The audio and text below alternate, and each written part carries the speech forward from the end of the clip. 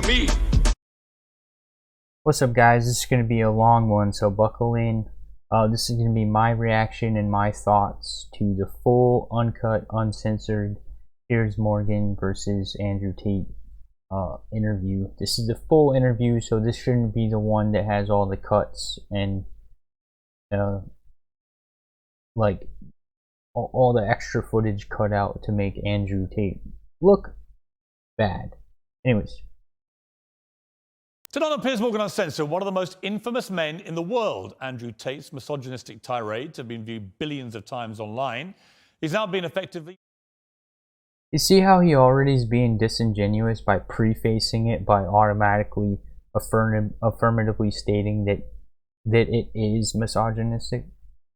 Like, that's not an honest, genuine, like, unbiased, you know, let's flesh this out. That's saying right up front, this is misogynistic.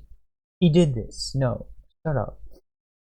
This dude is such a weasel. This Piers Morgan dude is such a weasel. He did the same exact thing with the Trump interview that he did.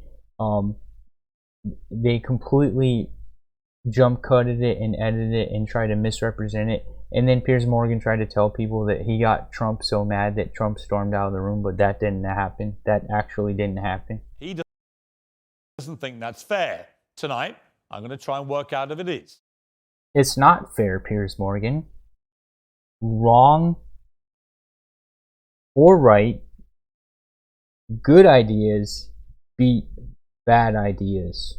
Unless he's doing anything illegal, he should not be deplatformed and kicked off of all of these platforms that have become an essential part of modern life, like an essential public square of modern life. He should not be kicked off of these. It's absolutely unfair and ridiculous. And if that's the game you want to play, and they keep saying this, it still hasn't happened. They should take away their Section 230 privileges. They should take away all their Section 230 privileges on all these platforms. But no, they're still being protected because they're paying all the politicians in the uniparty all these cutbacks, so they still have their Section 230 protection. Anyways.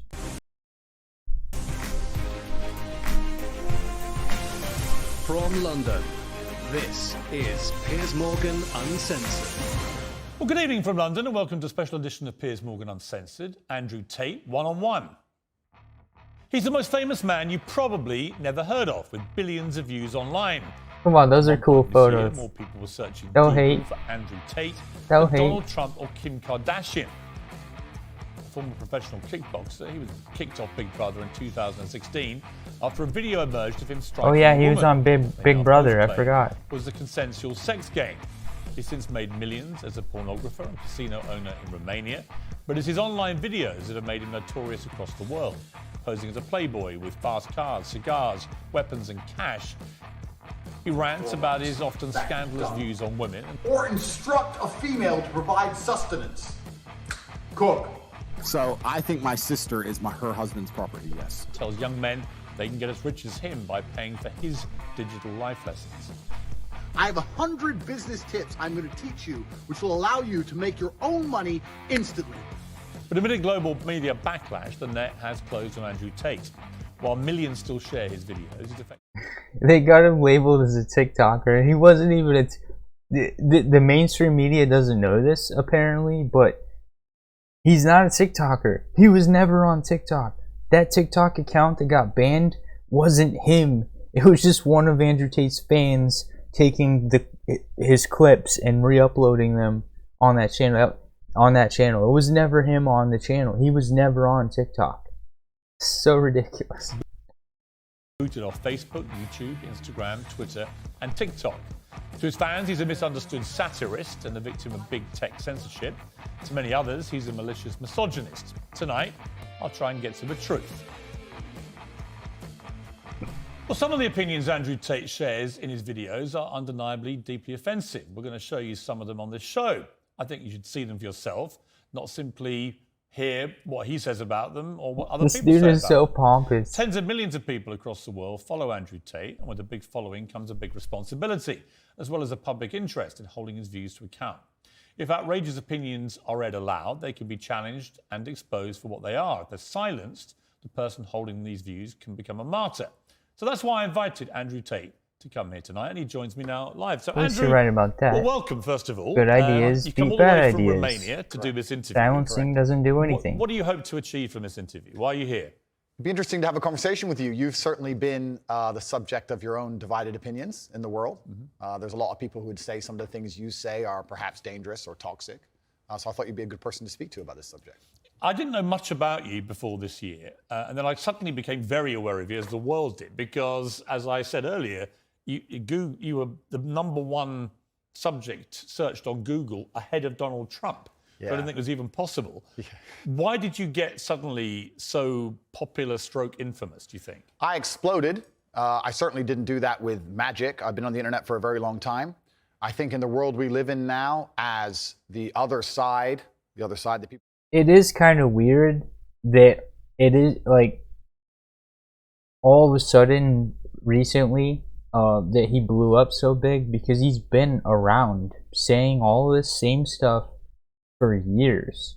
Like about a year ago, I think it was a year or a year and a half ago, he was on Your Mom's House podcast. And when he was on Your Mom's House podcast, Your Mom's House is a podcast with a husband and a wife, kind of like H3, but not nearly as... Tom Segura is not nearly as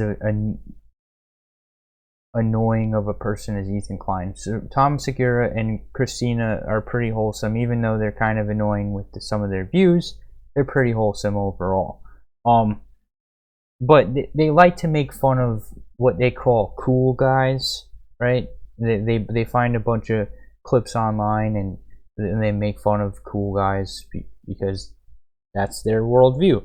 So anyways, but they ended up having Andrew Tate on, and they thought they're both comedians, and I guess they thought that they were gonna tear him apart, and like eat him alive, and it was gonna be a funny podcast roasting this guy. But what ended up happening was Andrew Tate owned everything he's about, stood his ground, and had Tom Segura agreeing with him the whole podcast.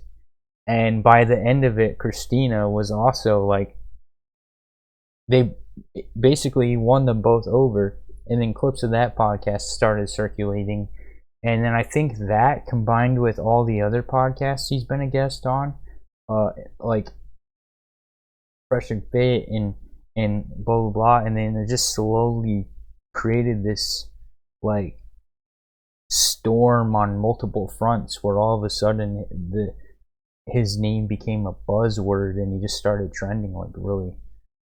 It's brilliant. It's honestly a brilliant thing, because like business wise, you go viral, you make a ton of money. And their censorships and their hate mobs, etc., as standard masculine practices are deemed toxic. I didn't put a magic spell on everybody. I managed to accumulate a large amount of affinity with the male populace across the Western world, because I'm simply saying things that many men believe, think, and feel. The problem I would say is, I but want are to play you afraid to just say a clip off the because top. they're This big is from Joe Rogan, vaginas. who's somebody I absolutely love. But to be fair, they don't want to get fired as well. To me, what I presume my issue with you is going to be, right? Correct. And you All right, you have absolutely got the right to try and persuade me otherwise. Sure. But Joe Rogan said this about you. My 12-year-old and my 14-year-old asked me about Andrew Tate. And my what'd you say? 14-year-old What'd you asked say? me, I said he's a legit world champion kickboxer. I go, I like him a lot. Why do you like him? And I was asking him. And they said he says a lot of funny stuff on Twitter and TikTok. He f***ed up with the misogynist stuff. Yes. Because if he didn't do that, if he just did the pro-male stuff.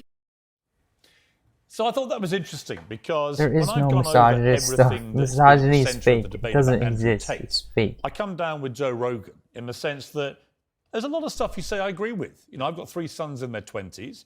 It's not easy, actually, being a young male in the modern world. And I think a lot of the things that you say about that can resonate with them. Yeah. The problem comes with the, I don't know, 10, 20% or whatever of your output, which on the face of it appears to be blatant misogyny. And when you couple that with your massive influence and huge reach, that is why the social media companies have decided to effectively cancel you. I don't believe in cancellation. I don't believe in censorship particularly. That's why I've invited you to come on the show. But I do think a lot of the things you've said are blatant misogyny. Do you accept that? So you made a very interesting point. Piers Morgan, if you don't believe in censorship, why did you edit the crap out of the Trump interview you did? You edited the crap out of it and completely misrepresented the guy. Here to be blatantly misogynistic. I understand that on the face of some of the long format content I've made, if you're going to take a few seconds out of hours, chop it up, put it all over social media, accompanied with my massive fame, then things can absolutely not be taken out of context.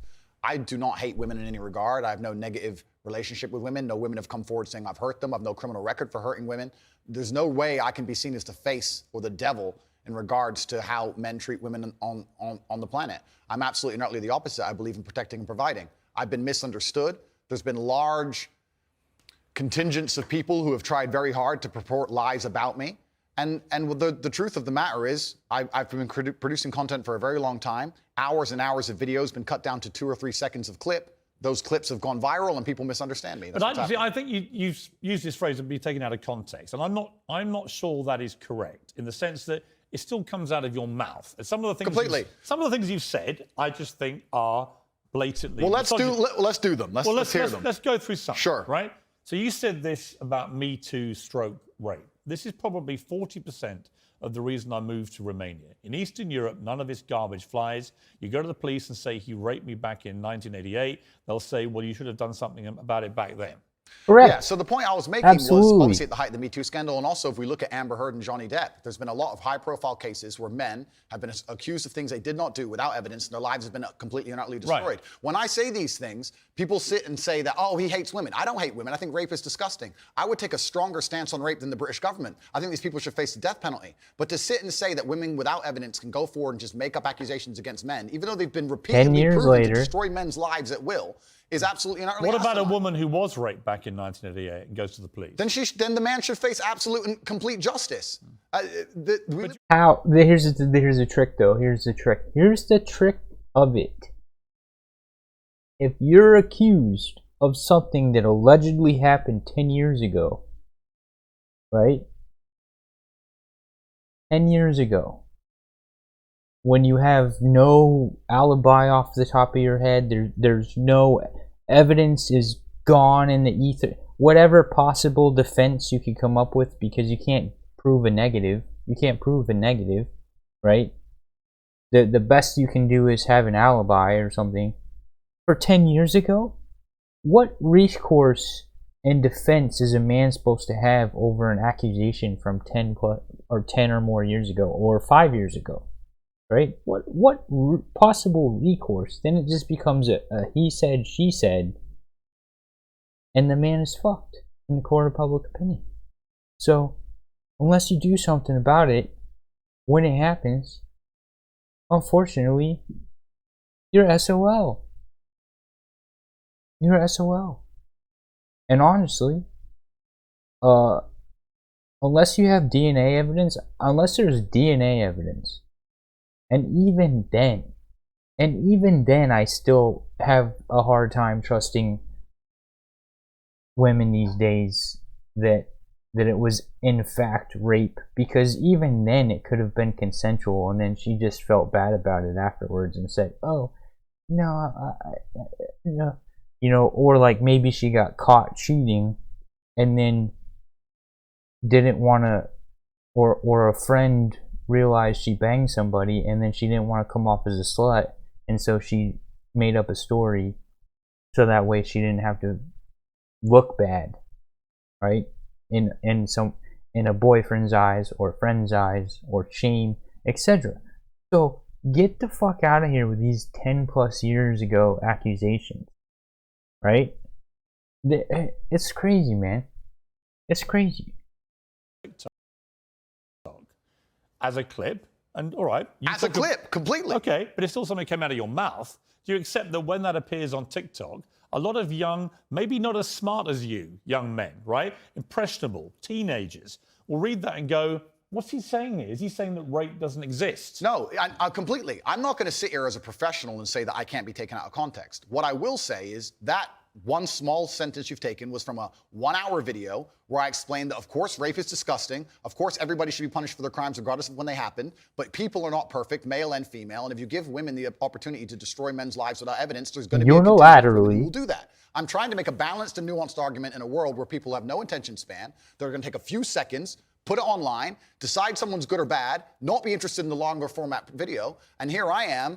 No, I'm certainly a person who takes personal responsibility. That's who I am as a person. But we live in a world now with TikTok videos 5 or 6 seconds long. There's no content. Do you think women are the property of men? No. The point I was making. Why have you said they are? Because I made a religious point. I said that when a man marries a woman, the woman's father walks her down the aisle, and hands her away to the man. Traditionally, this is what it says in the Bible. I'm a religious person. I believe in God. I live in the most religious country in the world. So you do think that the woman becomes the men? I think she takes his last name. I mean, let's watch the clip that you said about this, sure, so that we can get it in context. So I think my sister is her husband's property, yes. When a bride is walking down the aisle to marry the groom, the father walks next to her and gives her away. True or false? Absolutely. But I've been married twice, as it turns out, and on both occasions, I didn't believe that the woman was being handed to me as chattel, as property. Perhaps the way the reason I'm asked that question repeatedly, and I'm asked in a loaded way. So would you rephrase what you said there? Now, that's a good interesting point about phrasing. The way I would say things before I was famous, I have to take personal responsibility and accept that if I make a video that 500 people see and 1% of them misunderstand it, that's not a problem. If I make a video that 5 million... They are. I mean, right? Because it's resources, right? It's resources. A man is a status, security, and monetary resource, and a woman is a reproductive resource, right? And I absolutely believe that's how it should be. That's how it should be conservatively in a functioning society. That's how it should be, because a woman should be close to her family. She should have a good relationship with both her mother and her father, not just her mother, who may whisper some nonsense into her ear if her mother's the only person in her life, right? A mother and her father, and the father and mother should have a say with her in who she chooses as a mate and to start a life with. So yes, in that sense, a woman is property that is handed off to a man. Because otherwise, she's left to her own devices. What do you end up with, right?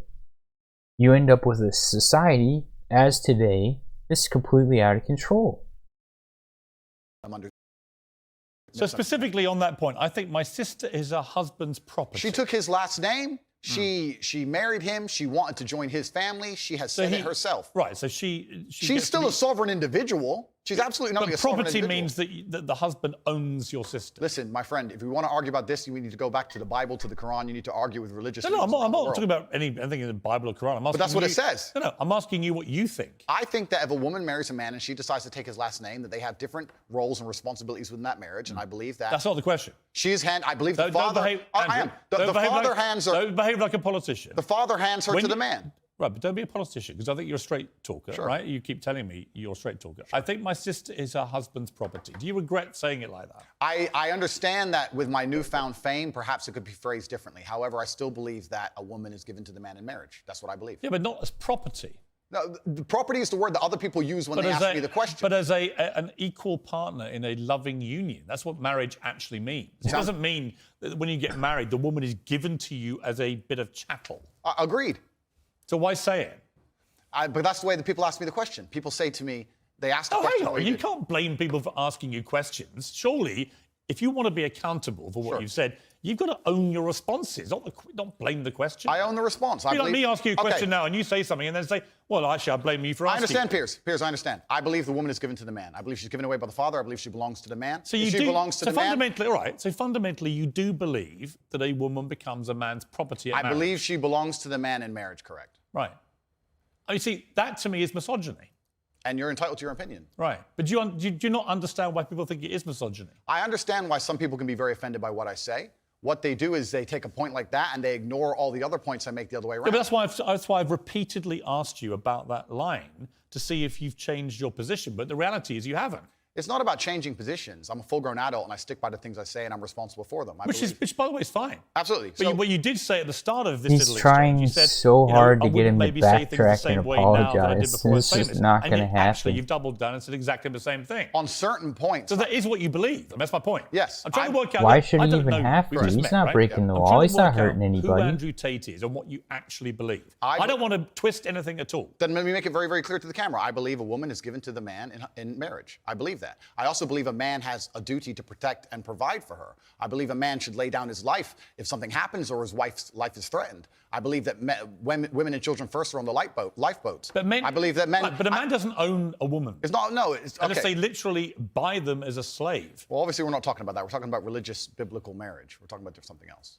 Yeah, but I'm a Christian. I don't believe. Why does a woman own a man's assets, though? Do you believe your wife was given away to you when she took your last name? I believe that there is a process where a father traditionally walks his daughter down the aisle and hands his daughter to this man, and they stand there and become a union of two loving people in a partnership. No, there's no ownership involved. I didn't say ownership. He's not selling her. The father of the bride isn't selling his daughter. No, absolutely. That's what property means. She becomes a member of your family. Is it? I think we're arguing over semantics. We're not, though, because fundamentally, I don't believe a man owns a woman. You do. Well, I don't think a man owns any sovereign individual. I don't think we live in What a weasel, dude. What a weasel. When you use phrases... What a weasel. I am an ally. I'm an ally. I'm an ally, and women are going to see this, that I'm an ally, and they're going to throw me pussy. That never happens, buddy. It never happens. And even if it does happen, well, once in a blue moon that it does happen, are you really that desperate, Piers Morgan? You fucking weasel. I understand. And so my point again is, you're a smart guy, right? Correct, There's no denying that. You're smart, you're a good talker. I've seen a lot of the stuff. Oh, and before you say, oh, he's not doing it to get thrown pussy. He honestly believes this. Look at that face. Look at that pompous face. And tell me that's not the face of a conniving weasel. I think you quite fully understand. No, I understand very well. When young, impressionable people who are not as smart see things like, I think my sister is her husband's property, yes, and you've just reaffirmed that belief, they think that they have the right to own women. I understand that very well, Piers. That's why people think you're a misogynist. Completely. I understand all of this very well, which is why when you're saying I was backtracking, I'm not. Do you have any regret, though, over the way you phrased this stuff? Well, this is the point I was trying to make. The point I'm trying to make is, when I was not nearly as spineless famous, too, because pretty much all dudes think this. You're just too spineless and ballless to say. That was not my anticipation. No, but it's still what you believe. It's what you believe now. So what's the difference? It's not about. You're asking me. You're saying that young people who are impressionable. If you said to me, look, Piers, honestly, I've had time to think about this, and I wish I hadn't said it. I don't believe that. That's one thing. Actually, you've said the opposite. You said, actually, that's what I think. Yeah. I think that when it doesn't really matter whether you recorded it when you're famous or not famous. It's what you actually believe, right? I believe that a man has a duty to protect and provide for a woman. I believe that a woman's father gives her away to the man. That's what I believe, and that's in my marriage. That's the circumstance I'm going to live under. If people want to live in a different scenario, that's completely theirs. Their prerogative. You went on to say about authority over women. If I have a responsibility over her, I must have a degree of authority. Yeah. For the same reason, if I have responsibility over and people are going to use their mind, it's an example, an analogy. Responsibility over a child, I have to have some authority. Yeah. So you believe as part of your ownership or your property of the woman, you have authority over her. No, I believe if you have that's what you said. I believe if you have responsibility over something, you have to have a degree of authority or you can't be responsible. Yeah, but authority means, again, that you're the boss. The point I'm making, if you'll please let me finish at this point, the point I was trying to make was talking about the safety of a woman She was walking alone at night. And I was saying, well, I wouldn't let my woman walk alone at night. And they said, well, you're not in charge of her. You don't get to decide what she does. I said, I understand, but if I'm responsible for her safety, and I'm the person who's burdened with making sure she is safe, I have to have the authority to say, don't put yourself in unsafe situations. The two things are linked. Well, you don't have authority. You have you can absolutely have the right to say to the woman you're with, I don't think you should, but ultimately... If she decides, then I can't force her. Right, so authority implies that you have the ability to control someone. No, authority implies that I have the moral right to sit and say that that's an irresponsible thing to do and I'm responsible for That's not what authority means. Well, I'm not going to... If you think I'm going to lock somebody up in their room, is that what you're implying? No, I don't think you know what authority means. I know what it means. I'm saying that if you just said a different description of what authority means. If I have responsibility for her safety, then I have to have the authority to tell her not to do unsafe things. Yeah, but authority means that you have some form of control over this woman. I think you're trying to... What you're trying to do... I'm only trying to get to what you think. Honestly, I am. I come with no agenda here at all. I understand. Sure. I'm explaining very, very clearly. If I have responsibility over said subject, I have to have authority over it. So let me say you have children, right? Right. You have responsibility for them. No, I have legal authority over my children. That is very different to having legal authority over my wife or my female partner. Completely, but the point I'm trying to make... So you accept that? I accept that you... Because you used the analogy of responsibility for a child. My friend, these are very... These are actually really important things. They're important things, but you interrupt me every 5 seconds, so it's hard for me to actually explain my point. The point I'm making here is very simple. You have children, and you're responsible for their safety, so you're going to have authority to say, don't go out at night, perhaps, because you want them to be safe. I have legal authority. You have a legal authority. Yeah. Legal authority. I'm saying that if I had a woman, and the question where you've raised this soundbite from, I was asked about protecting a woman, making sure she's safe, and I would say... And in the Bible, right? In the Bible, in the Quran, and what's the other one? What's the third one? Because there's the Trinity of both Christianity, Judaism, and Islam all believe in the Old Testament. And under that, the man does have authority over his wife. In some countries, it's by law, and I wouldn't disagree with that.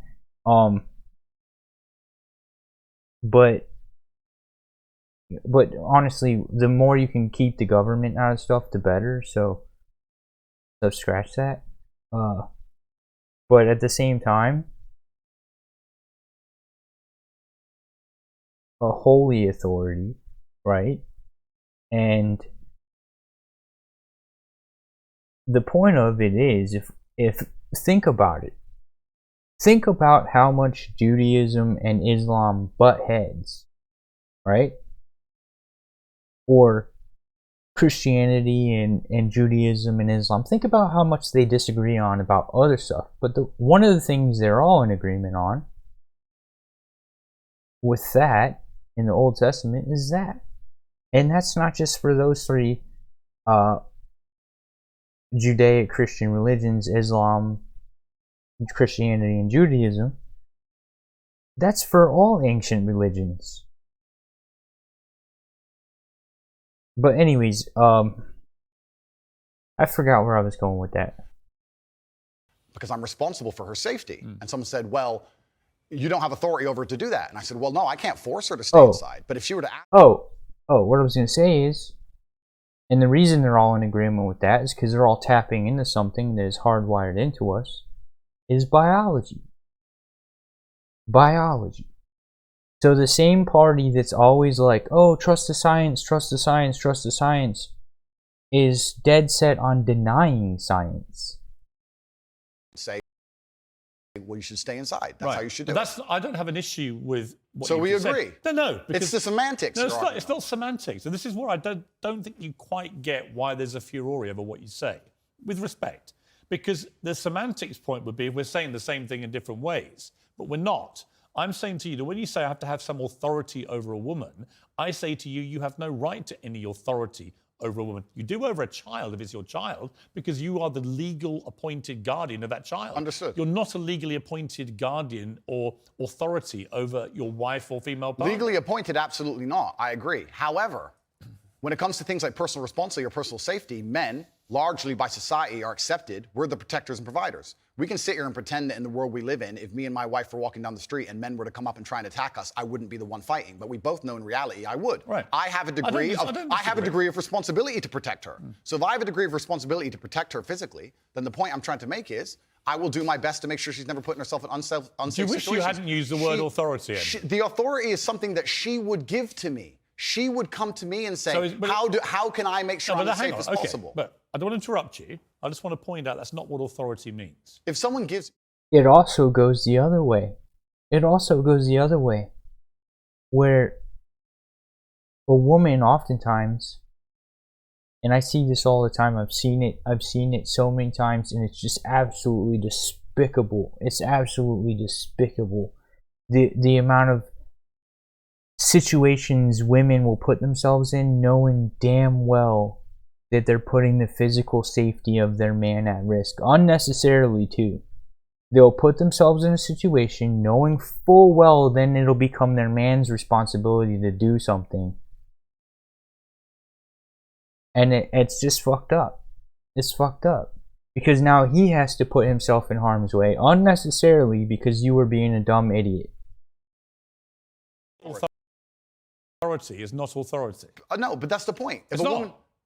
Piers. Andrew, stop. Piers, if a woman comes to me and says, I want you to keep me safe, she is handing me authority for her safety. But do you understand the difference between having authority over somebody and somebody giving you permission to have authority? Completely. I never said... One is consensual and one isn't. But why are we pretending I do unconsensual things? Because you literally say, I must have a degree of authority. I have to have some authority. And the point about only if I'm responsible for her safety. If I'm not responsible for her safety, I don't have authority. If your position now is that with her permission, I would like to have authority when we go out at night to protect her, that's a different thing. That was always my position. But that's not what you said. But that was always my position, Piers. So again, I simply say to you, It is what I said, though. Do you wish you'd phrased it a different way? No, Dead because set we're talking on about long format copy where I'm talking about a woman semantics who's come to me and said, and trying to get him to backtrack and get an I have to apology. make the decisions. When an Which gives me 18-year-old authority. boy weasel. reads, I must have some authority over a woman, what do you think he thinks? Well, I understand that, and I said this earlier when you tried to say I was backtracking, which I'm not doing.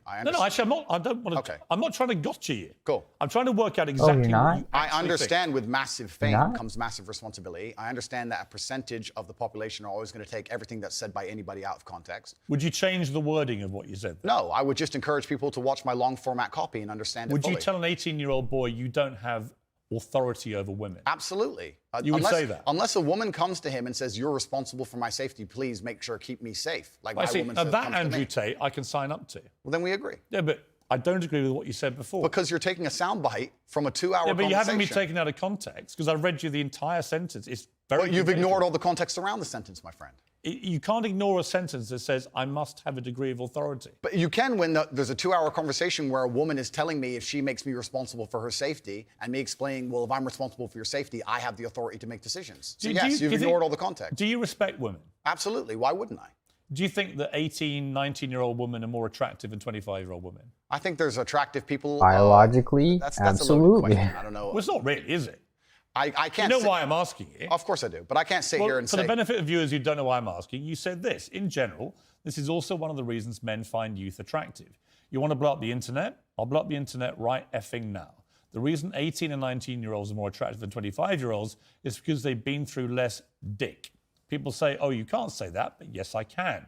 A 19-year-old is more attractive than a 26-year-old woman, and I'll tell you why. Because that 26-year-old has talked to more guys, been to the club more times, been effed and dumped more times, more arguments, more mess, more for me to clean up. That is misogyny. Why? Because you are encouraging a mindset about 25-year-old women that makes them sound out to be infinitely less desirable than 18, 19-year-olds. Encouraging a truthful mindset. And having effectively been having too much sex to be taken a truthful mindset that we all know inherently even if is that true. was the case, that wouldn't be misogyny. But what did you mean by what you said? That's not misogyny because it's not anti-women. I'm saying that an 18 or a 19-year-old woman would be more desirable. Pretty anti-25-year-old women. Anti-25-year-old women we can argue, but not misogyny. Well, that's misogyny then, isn't it? No, it's not. Well, being anti any woman at all is misogyny. Not when I'm saying that women are beautiful and attractive at certain ages. You heard what he said? Being anti any woman at all is misogyny. Any woman at all, you can't criticize because that's misogyny. You can't criticize any woman at all Otherwise, you're a misogynist. Attractive than 25. Well, then ageist, perhaps, but misogynistic, absolutely Is that not. what? But you just accepted it was misogyny. No, I didn't. You said it was misogyny. I'm telling you, no, it's not. So you don't think if you're saying slightly hateful things about a 25-year-old... That's not slightly hateful. Well, it is. You think you say that to a woman's face if she's 25? It's not slightly hateful. So you would go up to a 25-year-old woman and tell her exactly what I've just read out? Why would I walk up to a random 25-year-old woman? Because you said it in public on the internet, and it's been listened to and watched by millions and millions of young, impressionable boys. Correct. There was a large panel. There was a conversation. I have not been on any dating apps since like 2000, early 2020. Basically, when my Bitcoin got stolen, right? When all my Bitcoin got stolen, I deleted all my dating apps. I deleted Bumble, I deleted Tinder, and I think I had one other one. I can't remember what it was called. But I deleted them. I said, I'm just going to go monk mode because, you know, now that my life savings has been stolen from me, what the fuck do I have to offer? So it's pointless for me to be on here. And, so whatever. And I also knew that I would have to lie about my situation because you can't. Well, maybe I wouldn't have to be. Well, being truthful is also going to be not that productive. So I'm like, either I have to lie or be truthful, and that's going to come off as unattractive because women are incapable of empathy for men. So I'm just going to be a charity case. So I was just like, you know what? Screw it. I'm just deleting all this shit. I'm not bothering. Anyways, so my point is, holy crap, I lost it. Oh, my point is, back then, it's crazy. So, another point I would like to make is, I haven't even experienced what dating apps are like since OnlyFans has been invented. Because the last time I was on dating apps, OnlyFans didn't even exist. So that just changes the game completely. But what I was trying to say is, back in the day of when I was on dating apps, girls would do this thing where, like, what was the phrase they would say? And it was commonly accepted. It wasn't, no one gives a shit about misandry, right? Misandry is the female equivalent of misogyny towards men. Right, that's what misandry is. They would do this thing where send me $5 and see what happens. Send me $5 and see what happens. It was clearly a scam to any dude with a brain. Any dude with a brain, but for the dudes that had no brains or the dudes that were in the heat of being in heat, like super, like, oh, something's gonna happen if I send her $5. Oh, I'm so horny. Let me send her $5. And they would scam $5 from all these dudes. That's straight up misandry. That's straight up the female equivalent of misogynist, of misogyny. But really, it's just biology. It's just biology. It's females extracting resources from men, right? And men being idiots. Men, you're the gatekeepers of your resources. You're the gatekeepers of relationship. And women, they're the gatekeepers of their sex, right?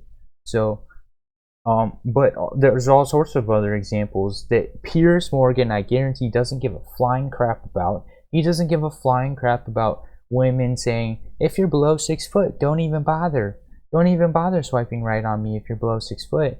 Like, and all sorts of other requirements, like if you make below 80K per year, don't even bother swiping right on me. Or if you're below 6 foot, don't even bother swiping right on me. All sorts of other things telling men on a large scale, because by the way, there's the majority of men are below 6 foot, and the majority of men also make below 80K. So telling men that they're invalid that's the You want to talk about misogyny? Well, that's misandry, right? But holy crap. It just dawned on me, OnlyFans exists now, so it must be that much more confusing for guys on dating apps. Because these girls probably, I guarantee, they're listing their OnlyFans in their bio. And the dude is sitting, once they matches with a girl, the dude is sitting there racking his brain. How do I open this? Like, how do I open this conversation? On the one hand, she has an OnlyFans in her profile. And on the other hand, if I say anything provocative right off the bat, she's gonna shame me for only being after sex. It's like, what do I say? You know, it's got to be super confusing nowadays. But there were feminists attacking men for toxic masculinity and attacking me and saying things, and I said things back which were going to antagonize them. Which you've done yourself a bunch of times. I think a lot of allegations of toxic masculinity are not toxic. Correct. I do think that kind of sentence that I just read out, that paragraph, is actually toxic. If you genuinely mean that, and you say you wouldn't say it to a woman's face, but the reason why this world is so confusing, I do think that's misogynist, is because, and I think you probably do too. The reason navigating this for young men is so confusing is because of all the lies. It's because of all the blatant lies. That's why it's so confusing. All of the politically correct lies that Piers Morgan is trying to push right now, it confuses the shit out of all the dynamics of how men and women interact. And it's absolutely confusing to simultaneously have a girl advertising her OnlyFans, advertising making money off of her sex appeal, while also being told, it's like the old joke of women wearing push-up bras but also telling men to look up here, right? You're wearing a push-up bra but you're telling a man to look up here, right? You're wearing a push-up bra, which is the entire purpose of the push-up bra, or whatever, what is the word of it? The wonder bra, right? The entire point of the wonder bra is to make your tits look nicer, so when people look at them, they're pushed up and your cleavage is extra nice, right? But then when a man looks at your cleavage, you're like, look up here, my eyes are up here. It's confusing as hell, dude. I understand why it can be insulting. You wouldn't say it to a woman's face? Well, it depends. You're making out like I'm walking around the street going up to random 25-year-olds. Well, effectively, you're doing it to tens of millions of people online. There's no difference. Not at all. We're discussing a topic. We were discussing the ideal age of a man. Should young boys, right, in their teens, are you comfortable that they would have that mindset? Be honest. I think that young boys in their teens lack life experience. They lack nuance. And they need to be very, very careful what they're digesting online, whether it's my content or anybody else's. Yeah, I think you know for a fact millions of them are digesting exactly what you're saying. Completely. The entire internet, to a degree. I think any subject you can find, there's going to be a whole heap of content. I come back to the Joe Rogan thing, Andrew. Is that a lot of what you say, I agree with. Yeah. Right? I do, genuinely. I've written a lot of stuff you said. A lot of the stuff you talk about, I think, yeah, he's got a good point, right? So we agree about a lot of things. But when I read that kind of thing, I'm like, how much of that is you? How much of that is some act? Do you regret saying stuff like this? And actually, do you see it as weakness to admit you shouldn't have said something like that? No, I don't live with regret. I think what's happened is that, like I said, long format content, arguments with feminists, arguments with the toxic masculine crowd, arguments with the left, and they're going to take a small clip, small sentence from ours, and they're going to try and paint me as a villain. But I'm not left or right. I don't know what you are, Piers. Exactly. That's my point. No, but that's my point. And I understand. You fucking liar, Piers. I'm not left. Fuck you. Fuck you, you're not left. Meanwhile, look at the channel logo in the bottom of the screen. Review, which is because you're a busy man, you're not going to watch hours and hours and hours of video. Actually, I have watched hours and hours of video, and I'm going to come to the stuff where I agree with you, and I'm going to come to the stuff about your censorship, which I have issues with. So, it's blocked by my webcam, right? But if you didn't know, his show is on MSNBC. Well, go on, then let's go through these. And you should keep going. I will sit here and stand by what I said. 90% of the leftist channels. Yeah. Do you wish you hadn't said that? I understand how it's been misconstrued. I understand how it's been weaponized against me. Do I regret it because it's been weaponized and used against me? Well, that's slightly annoying. That's not why I want you to Did I regret at the time mean what I said in the context of the conversation, which obviously you're not familiar with and the people at home are not familiar with? No, I meant what I said. The 25-year-old women, they've just talked to more guys, been to the club more times, been effed and dumped more times, more arguments, more mess, more for me to clean up. Well, there's a whole bunch of context and conversation around that's been missed, and I don't think I'm missing much context. Well, I encourage people who are interested to go watch it.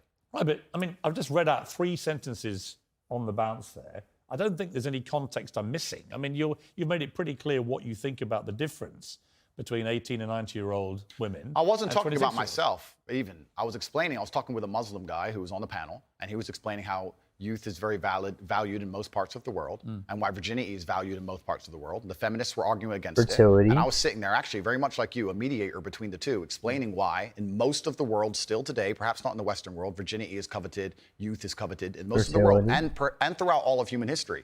And I was sitting there making the point, explaining why in certain parts of the world they think how they do, well, even though it's very different to the Western world. So I was making a point, mediating between two groups very similar to yourself. The conversation has been misunderstood. They've taken this clip of it and it's being weaponized and used against me. I understand that is because I am now the most famous Google. Let's not forget that there's studies proving that the more partners or dicks that a woman has had, the less likely she is able to pair bond with her future offspring when she has them. And not only that, after the age of 30, a woman's ability to reproduce the chances of her reproducing, being able to, rapidly declines very fast. Very fast. So very low percentage each year where her body just runs out of eggs, right? Whereas a man has infinite sperm. We got infinite sperms. Infinite. Convenient, sure. But I'm definitely not a danger to women in any regard. I date women 25, 26, 27 years old all the time. None of them are offended by the things I don't think you're a danger to women. I think the danger, if it concerns you, the danger is the influence you have on young men to have this kind of mindset about women. And that's really where I'm trying to get to what you really believe and how much you've just shot off because you think it's entertaining and you haven't really given it much thought. And whether now you're a bit older and you've had all the fallout, whether part of you is thinking, actually, if I had, as Joe Rogan says, if you hadn't said stuff like this, you'd probably still be on all these platforms. You'd be massively more popular, massively more famous, massively richer. So I'm really just trying to get to, on the blatantly misogynist stuff, do you just wish you hadn't said it? With great power comes great responsibility. It was certainly said before the great power came. It's inconvenient to a degree. However, like I said at the time, with the context of the conversation, I know that I'm not saying things which I believe to be detrimental to the world. However, they've been misconstrued and they've been misunderstood. If a 25-year-old woman was watching this, would you say, I'm sorry for saying that? Well, I wouldn't want anyone to be offended by anything I say. But I say things that offend. And this is the thing that's interesting, Piers. Please let me finish. Yeah, but you're behaving like a politician. Yeah, but hang on. You can say I'm interrupting. You do. But you're answering a different question to the one I asked you. So as an interviewer, you're behaving... Okay, you accept that. Let's accept we both got on. Okay.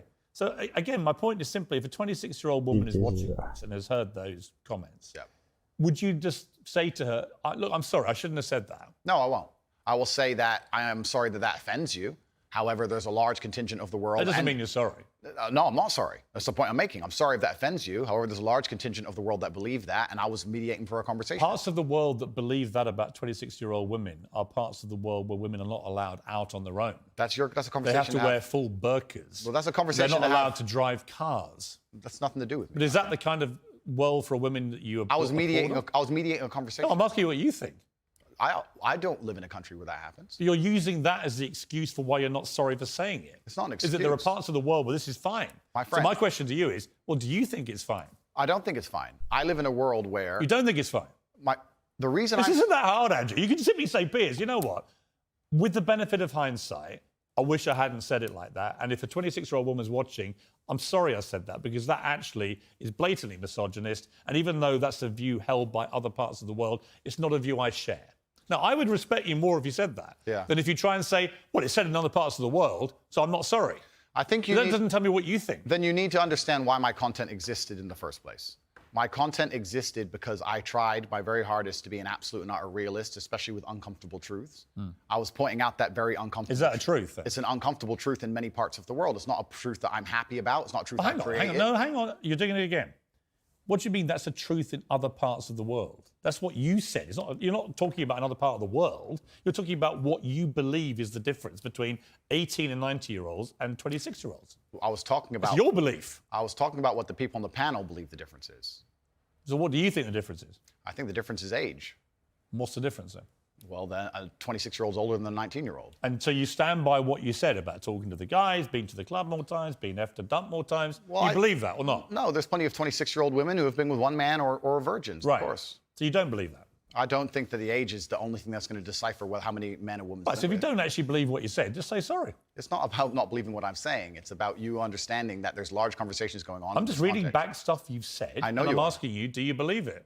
I believe that it's more likely a 26-year-old's had more partners than a 19-year-old. Right. You don't know that. I don't know that. You're right. In fact, there could be absolutely no evidence for that whatsoever. Completely agree. So why say it? Why stigmatize all 26-year-old women?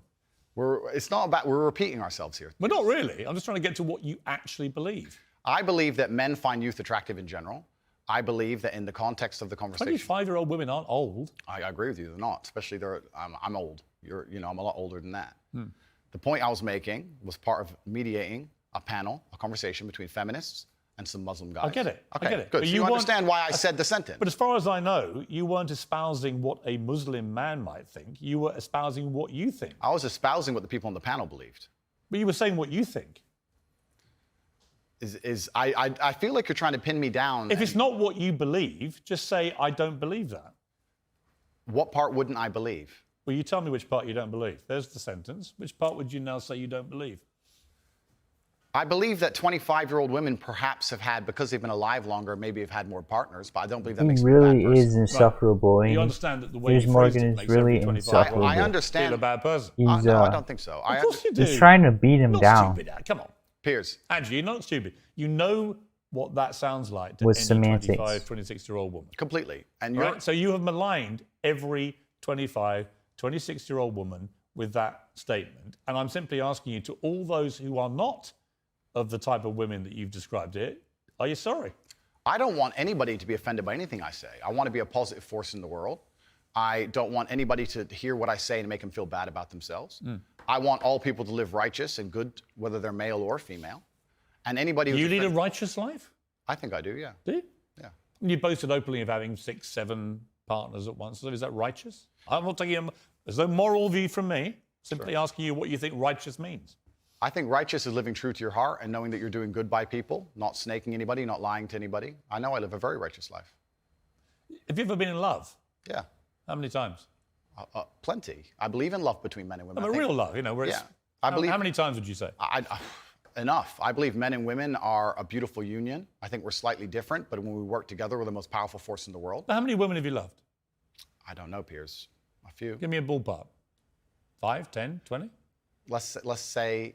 You don't forget how many people you've been in love with. Let's say 10. I mean, I've been in love, and I certainly believe that men and women, when they work together, it's the most beautiful force on the planet. I believe in family. I believe in children. I believe in... If you believe in family and children and love... Yeah. He's playing games, dude. He's trying to, like, well, you're not married. That's what I mean. Well, if I was married, the last thing I would do is advertise it to the feral... That's why Andrew Tate is so hesitant to give him specific answers. You called me friend earlier. Can be debated. He knows he's being disingenuous. The point I'm making as a whole is that all of these... Do you want to get married is my point? No, but let's please for a second. You don't or you do? Let's please for a second, because you've interrupted me so many times I've failed to... Well, actually, I've only interrupted you, just to be clear, when you've actually answered a different question. Cool. Well, then on all these points you're making... And you've admitted that. On all these points you're making, on repeat, you're taking these sentences and on repeat you're using you're weaponizing them against me. I'm not weaponizing anything. Okay, it's fine. No. You're weaponizing the weaponizing, which doesn't exist. No problem. But you said to me, come on, bring it on, read out all the things that you think are blatant misogyny. All I've done is literally read out all the things we identified from all the research that I thought were blatantly misogynist and given you the chance to respond. And the only time I've interrupted you is when you've tried to answer a completely different question. Understood, Piers. But these things were said in large context where often I'm talking about how, for example, on the same podcast where you've read one of them sentences from, I was talking about how it's a man's duty to die by a woman. And the guy asked me, he said, if 10 men with knives attacked your woman, wouldn't you just, I said, yeah, I'd stand and die. I'd never just run away because I have a duty as a man. I must die on the spot to protect her honor and my honor. I'm talking about a man having responsibility to his duties. I'm talking about the old traditional ways of masculinity. And what happens is a few sentences from such a long conversation is taken and used against me. I understand that. So I want you to understand that I'm talking about protecting and providing for women. I'm talking about a man making sure. Do you want to get married?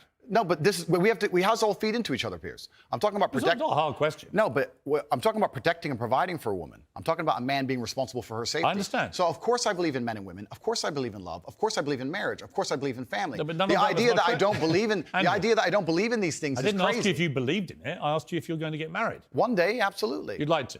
If I'm not married already, I will be married one day. If I'm not. Well, you might be secretly married. I could be married, correct. Why would you not tell me either way? Why would I advertise to the feral psychopaths of the world who have tried their very best to destroy me for an opinion about my private life and the things that are most sacred to me? Why would I do that? If you said you were married, everyone would hate you? I don't know about people hate me. It's about me understanding that I'm a hard target, but I am very, very protective of the people I care about. Right. But you believe in the concept of marriage? Completely. That's what we were talking about the whole time. What do you think? We talked about a man giving a woman away. Okay. I believe in marriage more than anybody. In fact, I believe in marriage no, please. Okay. I believe in marriage in the traditional sense. I believe a man has a duty to stand up and be a real man. I believe that the problem with the world today that we are facing is that not enough men are sticking to the age-old ways of masculinity. I believe that me standing up and saying a man must protect a woman and provide for her, so he needs to make sure that she's safe. He needs a degree of authority to protect her. I have no problem with... But people do have a problem with it. That's the world we're in now. Andrew, I'm over here. Sure. I don't have a problem with what you just said. Here's where my problem comes, right? There are a lot of clips of you floating around on the internet, as you know. One of them has you saying, bang out the machete, boom in her face, grip her by the neck, shut up, bitch. In another, you say, slap, slap, grab, choke, shut up, bitch, sex. When people see those clips and hear you say those things... Agreed. Well, I don't think that... It's not hard to misunderstand it. It is. You might say that it's consensual. Other people would say, whether it's consensual or not, it's a very ugly way to talk about women. Completely. Now let's hitting them with machetes. No, watch the whole video. It's a girl coming at me with a machete and me saying, here, slap the machete out of her hand. She's attacking me. So you don't understand. This is the exact point. I do understand. No, people don't watch them in full. And this is actually what's interesting. And please don't interrupt me on this point. Social media has changed in modern times. YouTube 5 years ago was 5, 6, 7, 8 minute long. Dude, that's how you know Piers Morgan's like, oh shit, he's really winning the people over with this righteous tangent that he's going on. I better interrupt him and like say, oh, I'm over here. Why are you looking at the camera? I'm over here. Let me pull out this one quote that you said it is really bad, and this will get people back against you. Machete, slap, choke. 10 seconds, 15 seconds, 20 seconds, YouTube shorts, Instagram stories. Now, anything you produce that's long form is cut down to very, very short form. They're interested in clicks, they're interested in engagement. Of course. They find But find the most controversial clips they can Andrew, on purpose. You benefited from all that. Everybody benefits from social media views, as do you. Was it the Hustler? What is it called? I had an online school. Called? Hustlers University. Right. And their whole job was to promote your clips, make you rich and famous. So you've benefited from this system. The one you now profess to hate. You benefited from all I never said I hated it. You've clickbaited like the best of them. I never said I hated it. I'm saying what happened. I don't hate it. I don't hate social media. I think it's a very powerful force. I don't hate the social media. I'm saying the point is, I think you can talk, you can talk to girlfriends of yours, maybe a secret wife, I don't know. It's entirely up to you. Or two. Maybe you've got 10 wives, that's your business. I don't care, right? My only thing is, I don't care what you do in private. If it's consensual between you and another woman, you can do what you like, right? It's your life. I believe in freedom and liberty. It's when you say it in public, it's the influence that this kind of thing has on young men. Agreed. Right? And I speak with someone with 3 sons, right? Who are, by the way, they're intrigued by you. They're fascinated, right? You're a big thing in that world of TikTok and so on. So they all are aware of you and what you say. So they're all looking. And when they see things like the machete thing, I get the context because I'm a 57-year-old guy. who's been around the block a bit, and I can get what you've said, and you responding to a particular scenario which you'd created where a woman... But it can be misunderstood. I understand. So my point to you is, given that you know it can be misunderstood, do you regret saying things like this on camera where it can be disseminated by less intelligent young males who think that is actually what they should be doing to women? And finally, we get to the point of the issue, which is the point I tried to make at the very beginning.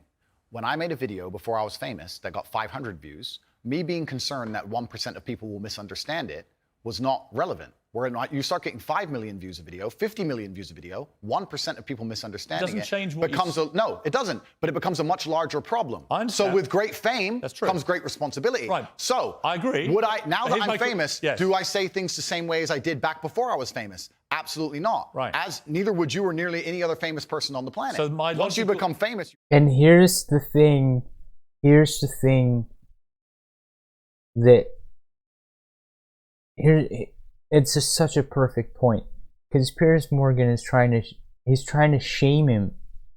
He's trying to shame him for not saying things as eloquently as he might have back then when he didn't have as many subscribers or followers. Oh no, he said it not as eloquently as he could have. Whereas now, since he has such a big following, he could say the same message of what he meant, but just a little bit more eloquently. And it's like, you know? I understand. So my logical follow-up to that remains, do you regret then saying it the way you said it? I can't live in regret by saying something before I was famous on the camera, which barely anybody watched, and then no matter how famous you are, say it how uneloquently or eloquently as you want. Fuck you, Piers Morgan. Very asinine way to view the world. I can't live in, do you stand by all this? I can't live in regret because I didn't know I was going to become the most famous man on the planet. That regret would be the wrong word. Is it inconvenient? Sure. But I can't sit here and say, I wish I knew 6 years ago I'd be the most famous man on the planet and monitored all of my speech forever. That's asinine. You see, one of the problems that people have with you is that they think you have a malevolent influence on young people. This was the excuse that was put out by the big tech companies. Excuse being the key word. Well, it may be, actually. You know, I intrinsically, I have a problem with censorship. I don't think Donald Trump should be banned from Twitter, for example, because the Ayatollah of Iran remains on Twitter and other social media platforms. And whatever I think of you, you're not the Ayatollah of Iran, right? So to me, there's got to be perspective here. And I don't understand the inconsistency by what companies like Twitter, how they treat the leader of Iran. Well, at least we're in agreement on that, Piers. Seems to be much more draconian on people I don't like think he should be than they are either with of people them who perhaps should not be allowed platforms. But generally, I don't really agree with no platforming people. But I think what's interesting talking to you is it seems to me like you have gone on a bit of a journey of self-awareness about the impact of some of the stuff you said in the past, and you have said you wouldn't say it again in the same way. Now, you may not want to express regret for that, but it shows me that at the very least, you have evolved to somebody who recognizes that these can be quite damaging in the way that you said them. Completely. As a professional and as an adult, it would be stupid for me to sit here and say that now that I'm the most famous man on the planet, my words do not have more impact than they did before. With impact, with power comes responsibility, and things need to be worded in a very careful way. Now, when I do a long format interview, I have to sit there and consciously understand that any 10 seconds of that can be cut and used against me. So I have to be a lot more careful with how I say my words and how I construct my sentences. Of course, we agree with all of that. That's exactly what's happened to me. I agree with all of that. I don't want to be seen as a negative influence in the world. I know that there's a whole bunch of men. I get thousands of emails a week from men whose lives I've saved. I get thousands of emails a week from men who are on the verge of suicide and I've saved their lives. We're talking about... And by the way, I don't dispute that at all. You have almost certainly, I would think, from everything I've read about you, I think you have certainly been probably able to be very helpful to young men who have really struggled for self-confidence and all that kind of thing, right? Completely. I'm completely prepared to accept that. But there was also, I think, quite a disturbing piece that BuzzFeed did. And it talked about the negative impact of young, impressionable male minds. BuzzFeed sucks, so you should just not even worry about what they said, Piers. And they quoted, for example, Sandy, 22 from Washington. My father's gone from a man who minored in women's studies in college, who was kind and in touch with his emotions, treated all people, men and women around him, with kindness, to a man who says that whenever he sees an effeminate male stranger, he gets an overwhelming urge to murder them. He loves podcasts. He listens to a lot of podcasts. I know he's listened to What does that got to do with Andrew Tate? Let's stop for a second. Let's be professional here, Piers, because you're a professional as am I. First, she said, did you say that my father went? She said, my father has gone. Her father. That's a full-grown man, firstly. So we're talking about my impact on children. You just talked about a full-grown man here. Secondly, I've never talked about murdering effeminate men in anything online ever, in any context ever. So I don't know why they have taken some random person I've never met in the world who's full-grown, an adult, and come to their own conclusions who I've never met and lumped his name in with mine. That is absolutely unfair on every level. I didn't read this BuzzFeed. I didn't read this BuzzFeed article, but after hearing the first point, I know it's trash. That is complete garbage. What to is sit your, and say what that is I'm your the view? reason this man believes what he believes. I've seen a quote from you, and you can tell me what you feel here about this. Sure. You talk about people don't want to see men dressed up in dresses. Transgender. That's not exactly what I said. What did you say? I said the reason I am so popular and I'm so famous is that there's a large contingent of men who don't want to wear makeup, who still want to make money, go to the gym, be strong, drive a fast car, be traditionally masculine, and don't want to be shamed for that, and they don't want to be called toxic for that. That is the reason I'm so massively famous. That is what I said. What do you think of transgender people? That's nothing to do with me. I'm not transgender, and I don't understand the issue like they do. They Are can you do whatever transphobic? Do you consider yourself that? Transphobic? What? Afraid? Well, it kind of, yeah. You have I don't live in fear, my friend. I have no problem. Do you have a dislike of transgender people? I don't know any transgender people. But you have a dislike of what they stand for, what they are? No. Why would I? I don't know. That's not my what issue. They are. That's not my issue. And that's actually quite interesting They because stand when I was for. attacked, a lot of these stupid articles like BuzzFeed, because it's ridiculous, that first point proves anyone with a brain knows that that's garbage. When they attacked me, they lump a whole bunch of things in together. They say misogynistic, racist, transphobic. They just put them all together at random. No, I'm mixed race. By the way, I don't know where they get these. They just get these buzzwords and put them in a sentence. By the way, I completely agree. It's and crazy. I've had the same thing done to me. Okay, well, and there I'm you go not then. calling you anything. I'm asking you what you personally believe you are. It's not an issue I discuss. What I do discuss is So you that support transgender people? I support individual liberty. I'm a libertarian. Yeah. So you support transgender people? Sure. Why not? Exactly. Yeah. So, but my point is, as a whole, you're saying that I'm saying I don't want to see men in dresses. I'm saying no. You support gay people? Sure. Yeah. I'm saying there's a large contingent of men in the world who like the idea of the traditional masculine view of the world, who feel happy when they watch 80s action heroes with big muscles and they run around. And there's nothing toxically masculine about having a fast car, a beautiful girlfriend, and making a bunch of money. And nothing at all. Absolutely. And those are the people who are my fans. I'm saying, actually, but the problem is, okay, I'm going to interrupt you just to say this. No. Okay, but you're saying that I have a problem with men in dresses. I'm saying no. The people who watch my I've asked you content. that question. You've answered. Yeah, but the people who watch my content don't want to see men in dresses. Clearly, I don't wear a dress. That's the point That's I'm not making. why they're watching your content. No. Because you're not wearing a dress. No, but that's the point I'm making. That's the point I was making. There's a large contingent of men who are not interested in the things that perhaps the YouTube algorithm's trying to feed them. I think there are lots of. look, when you support masculinity and masculine traits, I'm with you, right? Okay, so you agree a man should protect and provide for a woman? Absolutely. Okay, so you agree if you were walking down the street with a woman, you'd be What if he's gay, responsible Piers? with her safety? Piers, what if he's Cool, gay? absolutely. So if that woman wanted to walk Should he along I don't think I have provide and authority protect over for the women right. then? Okay, so let me ask you another question, Piers, because we are professionals. Let's say your woman decided she wanted to take a nice little walk through the south side of Chicago at 2 a.m., and she wanted you to go with her, and you were responsible for fighting and dying on the spot if she was attacked. Don't you think you would say to her, no, we're not going out right now, it's not safe? Yes. Okay, so you'd have authority to make the decision. So No, we I agree. wouldn't. So I we would say I we don't agree. think you should. If she decides to, it's her own volition. Well, if she decides, you're not going to stop I have her. no power to stop her. Completely. But you think you do. No, I don't think I have power You to stop her. clearly do. No, I think I have power to make the decision. I think, no, that's not So sensible. What do if you have the mean? power You to make clearly the decision, do. You have the power to stop her. This No, pompous because That's why we ass, differ. dude. That's why I think it's interesting about you.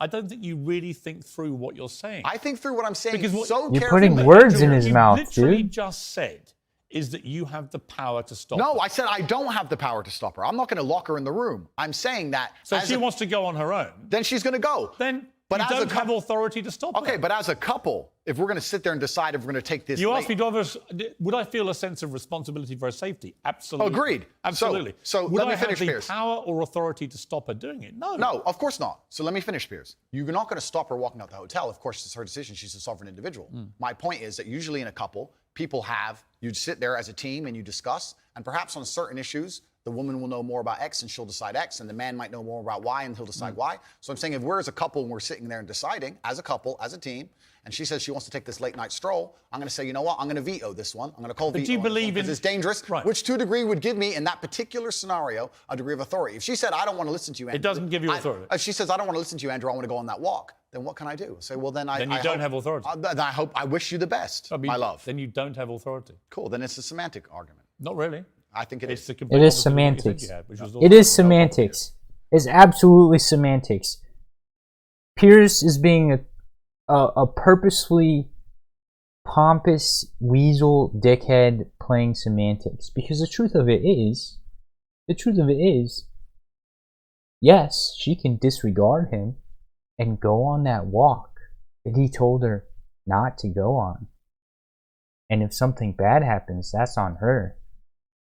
But also, he also has the option to no longer be her boyfriend. If he doesn't want a girlfriend that's gonna not listen to him and follow his instructions and what he deems is best or thinks is best, then guess what? Bye-bye. Bye-bye.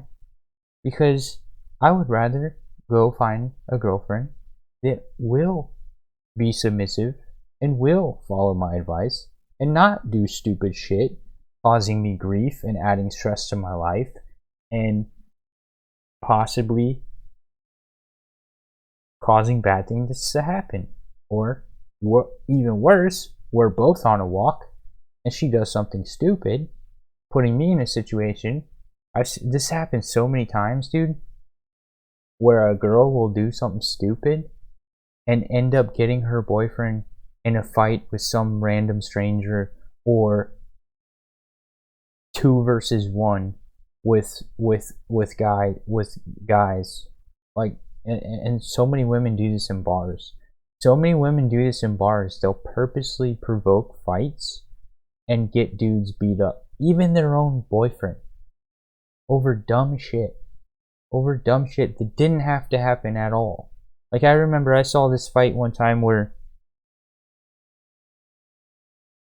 oh man, I'm trying to think of an example. Okay, here's an example.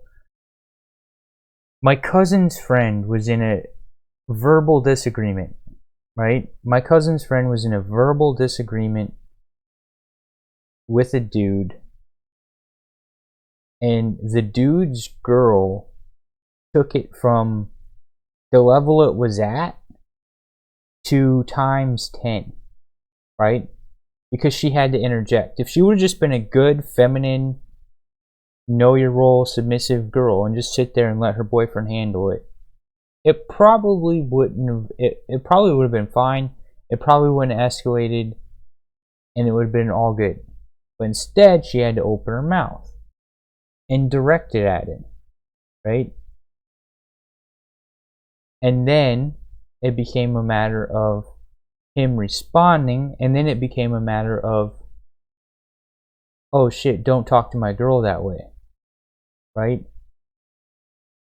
And then it just completely escalated. If she had stayed out of it completely, my cousin, who was trying to defuse the situation, would have successfully diffused the situation, and the night would have probably continued on fine, peacefully. But instead, what happened was the night turned really bad, and yeah, but all it took was the woman keeping her damn mouth shut and not escalating the situation unnecessarily.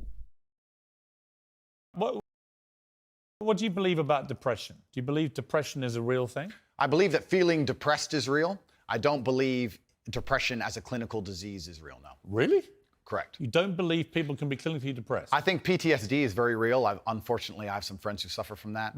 I know that feeling depressed is real.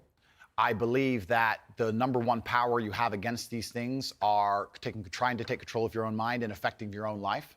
I believe that it's not healthy to hand over all your power and believe that depression is an outside disease that you can't affect. I know that when I've had difficult periods in my life, and also many of my friends, like I've said, suffer from PTSD and been through terrible things. I've lived a very difficult life, and I know people who have.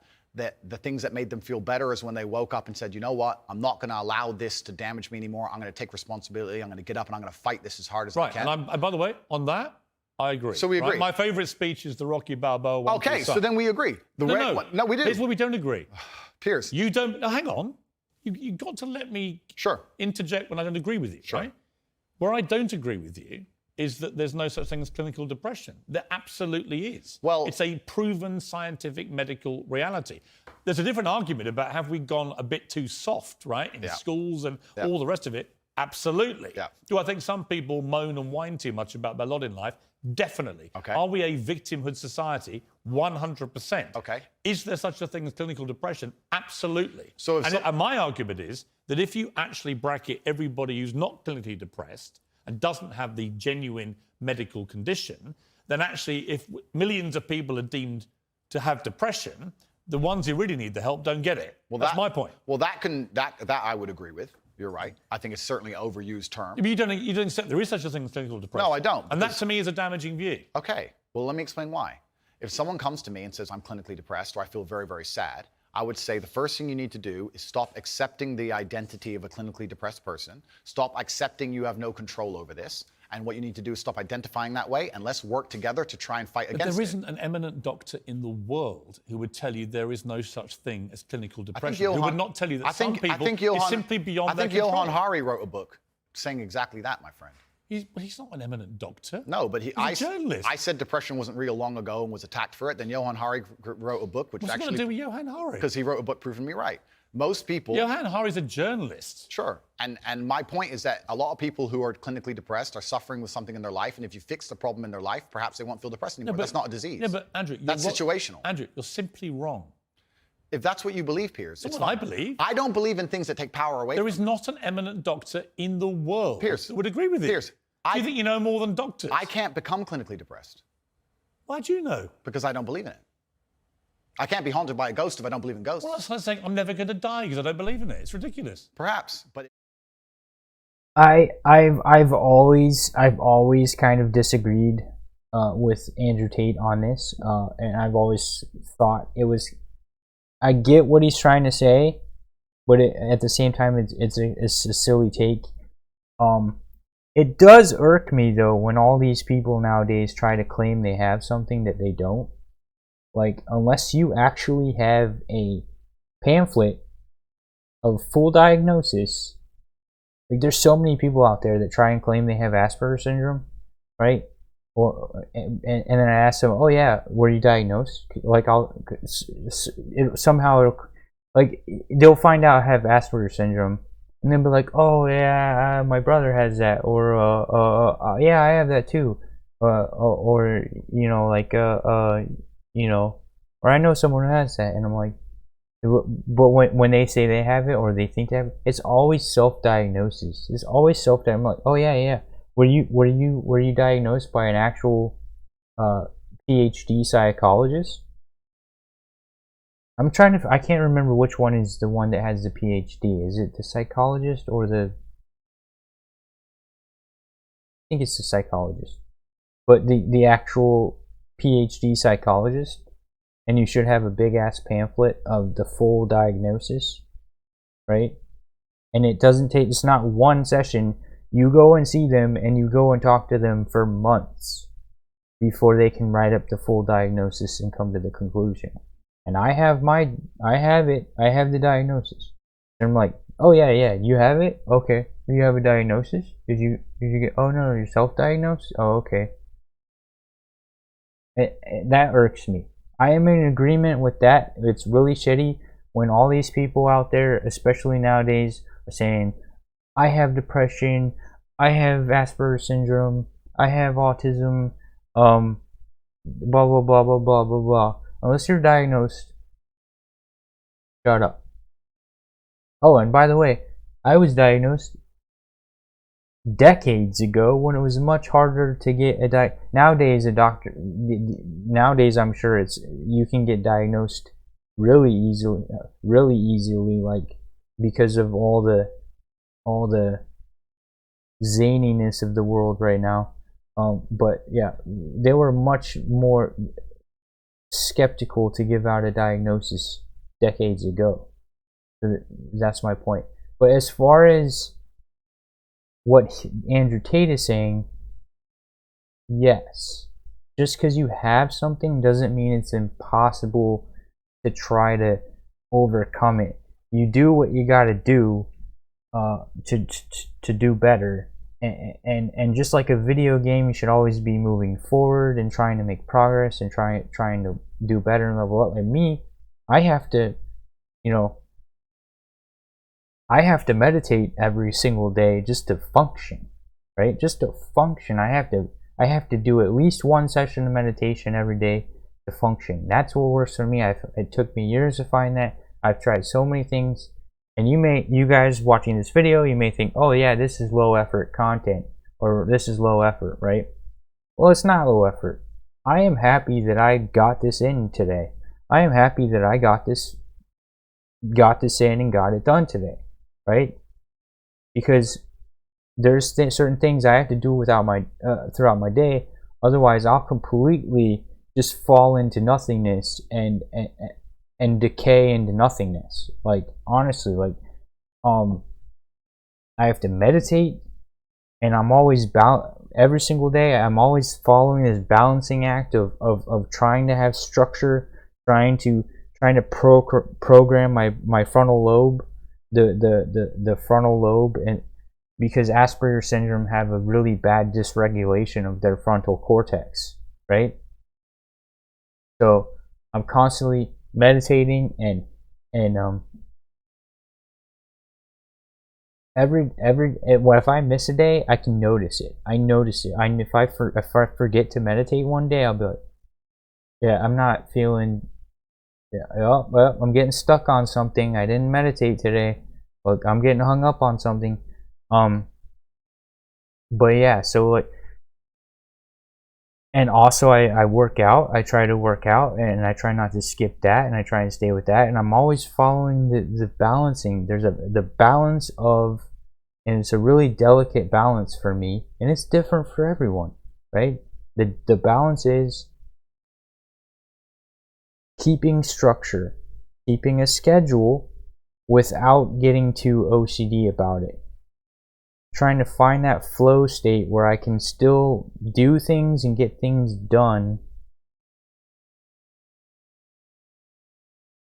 Do things and get things done without being too hardcore OCD, because the OCD can lead to getting stuck, and the not having structure can also lead to getting stuck. So it's a really delicate balance. It's a really delicate balancing act, and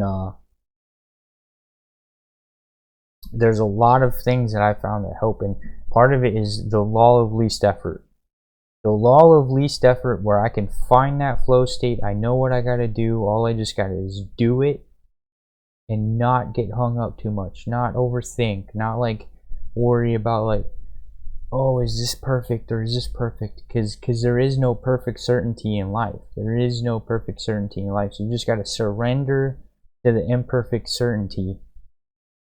But also, you know the things you gotta do. You know that your car needs oil. You know that your body needs nutrients. You know that your body needs exercise. There's all these things that you know what you gotta do, or you just gotta do it. You just gotta do them and not get stuck in your head. And that's what I'm saying is right. I agree with both on this subject. I agree with both Piers Morgan and Andrew Tate. Yes, there are real diagnoses.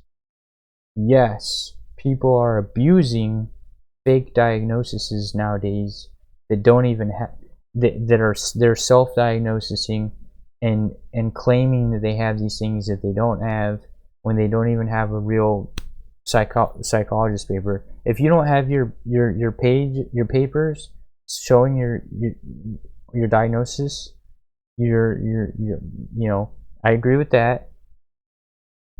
But I also agree with Andrew Tate. There's things you can do, whether you're normal, whether you have a diagnosis, whether you have whatever, that you can take steps to better yourself. And it may not be perfect, and you're not going to be rich overnight, and you're not going to be It's a lifelong journey until you're dead. It's never over, but you can try. And I think really what Andrew Tate is saying is like the solution isn't just a easy pharmaceutical pill or something. I don't know. I mean, that's what I take away from it is like, oh, you can't just pop a pill, which the pharmaceutical companies would love you to do. But here's where you see, this is that little area where you lose me. No, I don't lose you. You won't, because Piers, somebody with your following says the thousands of people who have emailed me saying my doctor told me I was clinically depressed and it's a disease that I have got in my brain and I can't be fixed. And I started listening to you and I realized that that's not the case and I can fix my own life and you're the only person who has ever helped me. Oh, Andrew. Thousands of people have emailed me that exact email. If you think you are single-handedly curing people of clinical depression, you are living in cloud cuckoo land. I am reading the emails of people who I have cured of clinical depression. You're reading emails from people who have believed you when you say there isn't such a thing, and they've probably never been diagnosed clinically depressed. They just want to go along with what Andrew Tate says. I don't think so. I think your view of that is dangerous. I respect that you think my view is dangerous. How is it dangerous? To view that, to think that. I think that clinical depression, I actually agree with you, is massively overdiagnosed. I've already said that PTSD is a very real thing. I've already said... hang on. Okay. Again, you're misquoting me. I did not say clinical depression is massively overdiagnosed. I said that people who claim to be depressed but don't have clinical depression, I think that is massively overblown, right? In other words, there are a lot of people who just have a bad day and declare, I've got depression. And I say, well, have you been to a doctor? Have you been clinically diagnosed? If you have, and you have clinical depression, that's one thing. But if you haven't, we could probably work on some mental strength and resilience skills with you. But a clinically depressed person has an absolutely proven medical condition that is beyond their control. And I just want to say, anyone that says this is low effort content that I'm doing, that it's really low effort, I take that as a compliment. I'm going to choose to take that as a compliment and say, thank you. I appreciate that you think that I'm not trying hard at all and that this is low effort content, because that comes off as a compliment to me. That I'm just breezing through and I'm not a tryhard. That comes off as a compliment to me. And also, take note. By the way, I am trying. Like, this is me trying. This is me trying is what I'm trying to say. But also take note that low effort isn't bad, guys. Low effort isn't bad. There's a law of least effort. There's a law of least effort that ties into success, and you should look into that if you're trying to criticize anyone for being low effort. And also, why don't you make something instead of criticizing others? Look, what do you know about it, honestly? I know. You're not a doctor, or you're not trained, are you? I'm not a doctor. You're not a psychiatrist. You're none of those things. Sure. You're a guy on the make. He's done very well for himself, spouting stuff off, much of which I agree with, as you've seen in the interview, but some of which is ludicrous, and that's one of them. It's not ludicrous. It is. It's not. If you said to me, we're in a victimhood society, has got to stop, I'm with you. Okay. But the moment you try and deny clinical depression... I believe feeling depressed is real. I do not believe it's a disease that you catch from the sky and you cannot affect. I believe that no matter what happens, I believe you have control of your own mind and you can fight against it. I believe if you change your circumstances in your life, you may feel different. I'll give you a quick example. I had a guy who emailed me saying he was clinically depressed and he was going to kill himself. I obviously am not a psychiatrist, I'm not a doctor. I told him, because I replied to my emails. I said, have you been to a psychiatrist? He said, yes, I'm clinically depressed. I've been on these pills, this amount of time. I'm on antidepressants, it doesn't work. I said, I don't know what to say to you besides this. And he said he lost his girlfriend, that's why he became clinically depressed. I said, listen, go to the gym, get a six-pack first. Once you've got a six-pack, email me again. If you still feel like killing yourself, I don't know what else to say to you. But I'd say, strong body is a strong mind, go train. He went, he started sending me progress pictures, emailing me him getting in better shape, and eventually got a six-pack. He's now a professional bodybuilder. And he said, I can't believe I was considering that. I feel so much better, etc. The doctor was telling him he was clinically depressed and couldn't cure it. He started taking control of his own life, and now he felt better. Now, I'm not saying it's the case for everybody. No. I'm just saying. Here's my question, though. Have you seen the guy's medical records? Of course not. I just told you the So story. you're just taking his word for it. I am taking the word of a man who emailed me with a bunch of medication and specific So you're doses. denying proven science because one guy writes to you who you help and you've not seen any evidence he ever had clinical depression diagnosed. I'm denying the idea that... And on the back of it, you go on your rants in public to tens of millions of people denying something because this guy writes to you and says he had it and you cured him. And I think that's a dangerous mindset, Andrew. That's fine. And that's where you don't have a responsible view of your influence over people. Disagree. It's very responsible because I'm saving people's lives. I disagree that if you feel depressed, I disagree that you cannot affect it and change your life and take control and fix yourself and feel happier. I disagree with that. Do you think I refuse to accept that there are people out there who cannot become happy, contented individuals. I refuse to accept we live in a world where God has created people who, no matter how hard they work and how good their life becomes, can't be happy. I don't accept that. I accept that the universe is a very giving place and that God loves all of us. And if you try your... I think that if we give anyone that's depressed, right? I bet you if you took Maslow's hierarchy of needs, and let's take a clinically depressed person, say Maslow, okay, are you fulfilled on every Maslow's hierarchy of needs? Is each of these Maslow's hierarchy of needs, are all of these needs met? Right? Are all of these needs met? And once all of them are met, fulfilled completely, are you still depressed? Are you happy? I bet you most of them will be happy. I think the problem is scarcity and a lack. There's so many people like me specifically. I'll admit right now, there's tons of things on Maslow's hierarchy of needs that I am lacking completely. Just completely lacking, right? And I'm still,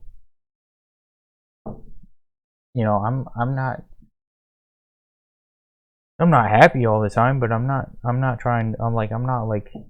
super depressed all the time either. Person. And I also will argue with you, and I'll counter the point that you sitting here on your platform telling people they have clinical depression, there's nothing they can do about it, is far more dangerous. Okay, well then, if they have clinical depression... Why do you misquote me? No, because you're saying... You hate being misquoted. No, you're saying if people have clinical depression, I never said there's nothing to do about it. They go to a doctor and they get diagnosed and they get help. Then I would argue the point that if it's somebody... the complete opposite of what you just said I said. I would argue the point that if somebody has depression of any kind, whether it's clinical, whether it exists or not, whether they feel depressed or not, whatever, that taking control of their life, taking personal responsibility... Let's not even get into the whole discussion of, for the last 60 years, the American Psychological Association has been completely infected with feminist ideology. Let's not even get into that. Best thing they can possibly do for their life going forward. How positive and the people is going it? around them. So sitting here saying, I don't believe in clinical depression, you don't believe in depression. No, I don't. I believe that people can take control and fight against things. Right. I believe in personal sovereignty. Right. Fine. Good. So we agree. No, we don't. Yes, we do. No, we don't.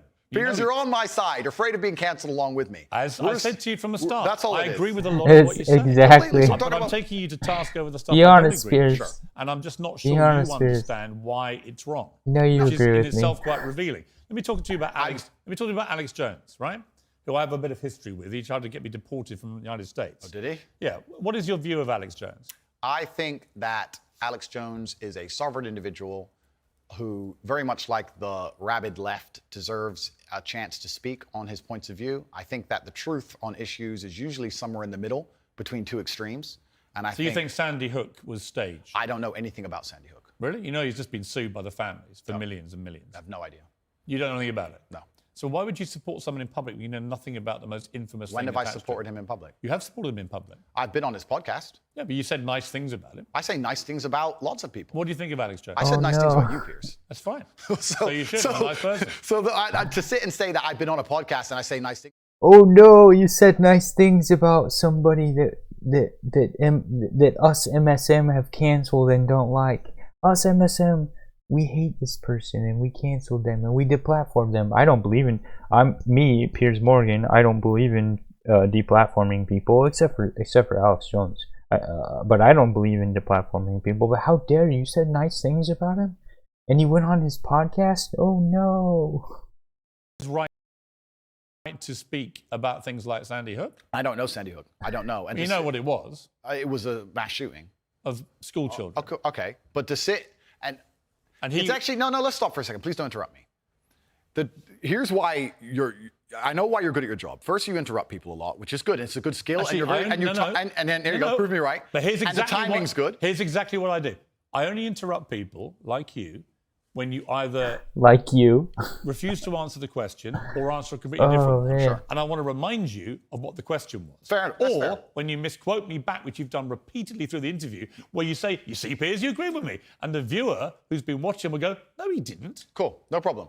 The other thing you do is you try and set these traps like now. So you're saying what's the trap you think I'm setting? You're saying that I agree with every single point of view a man has. I literally didn't say that. You're saying, well, you support Alex Jones. Why would you misquote me? Because you're saying you support Alex Jones, and you said you've been on his podcast, and he said this.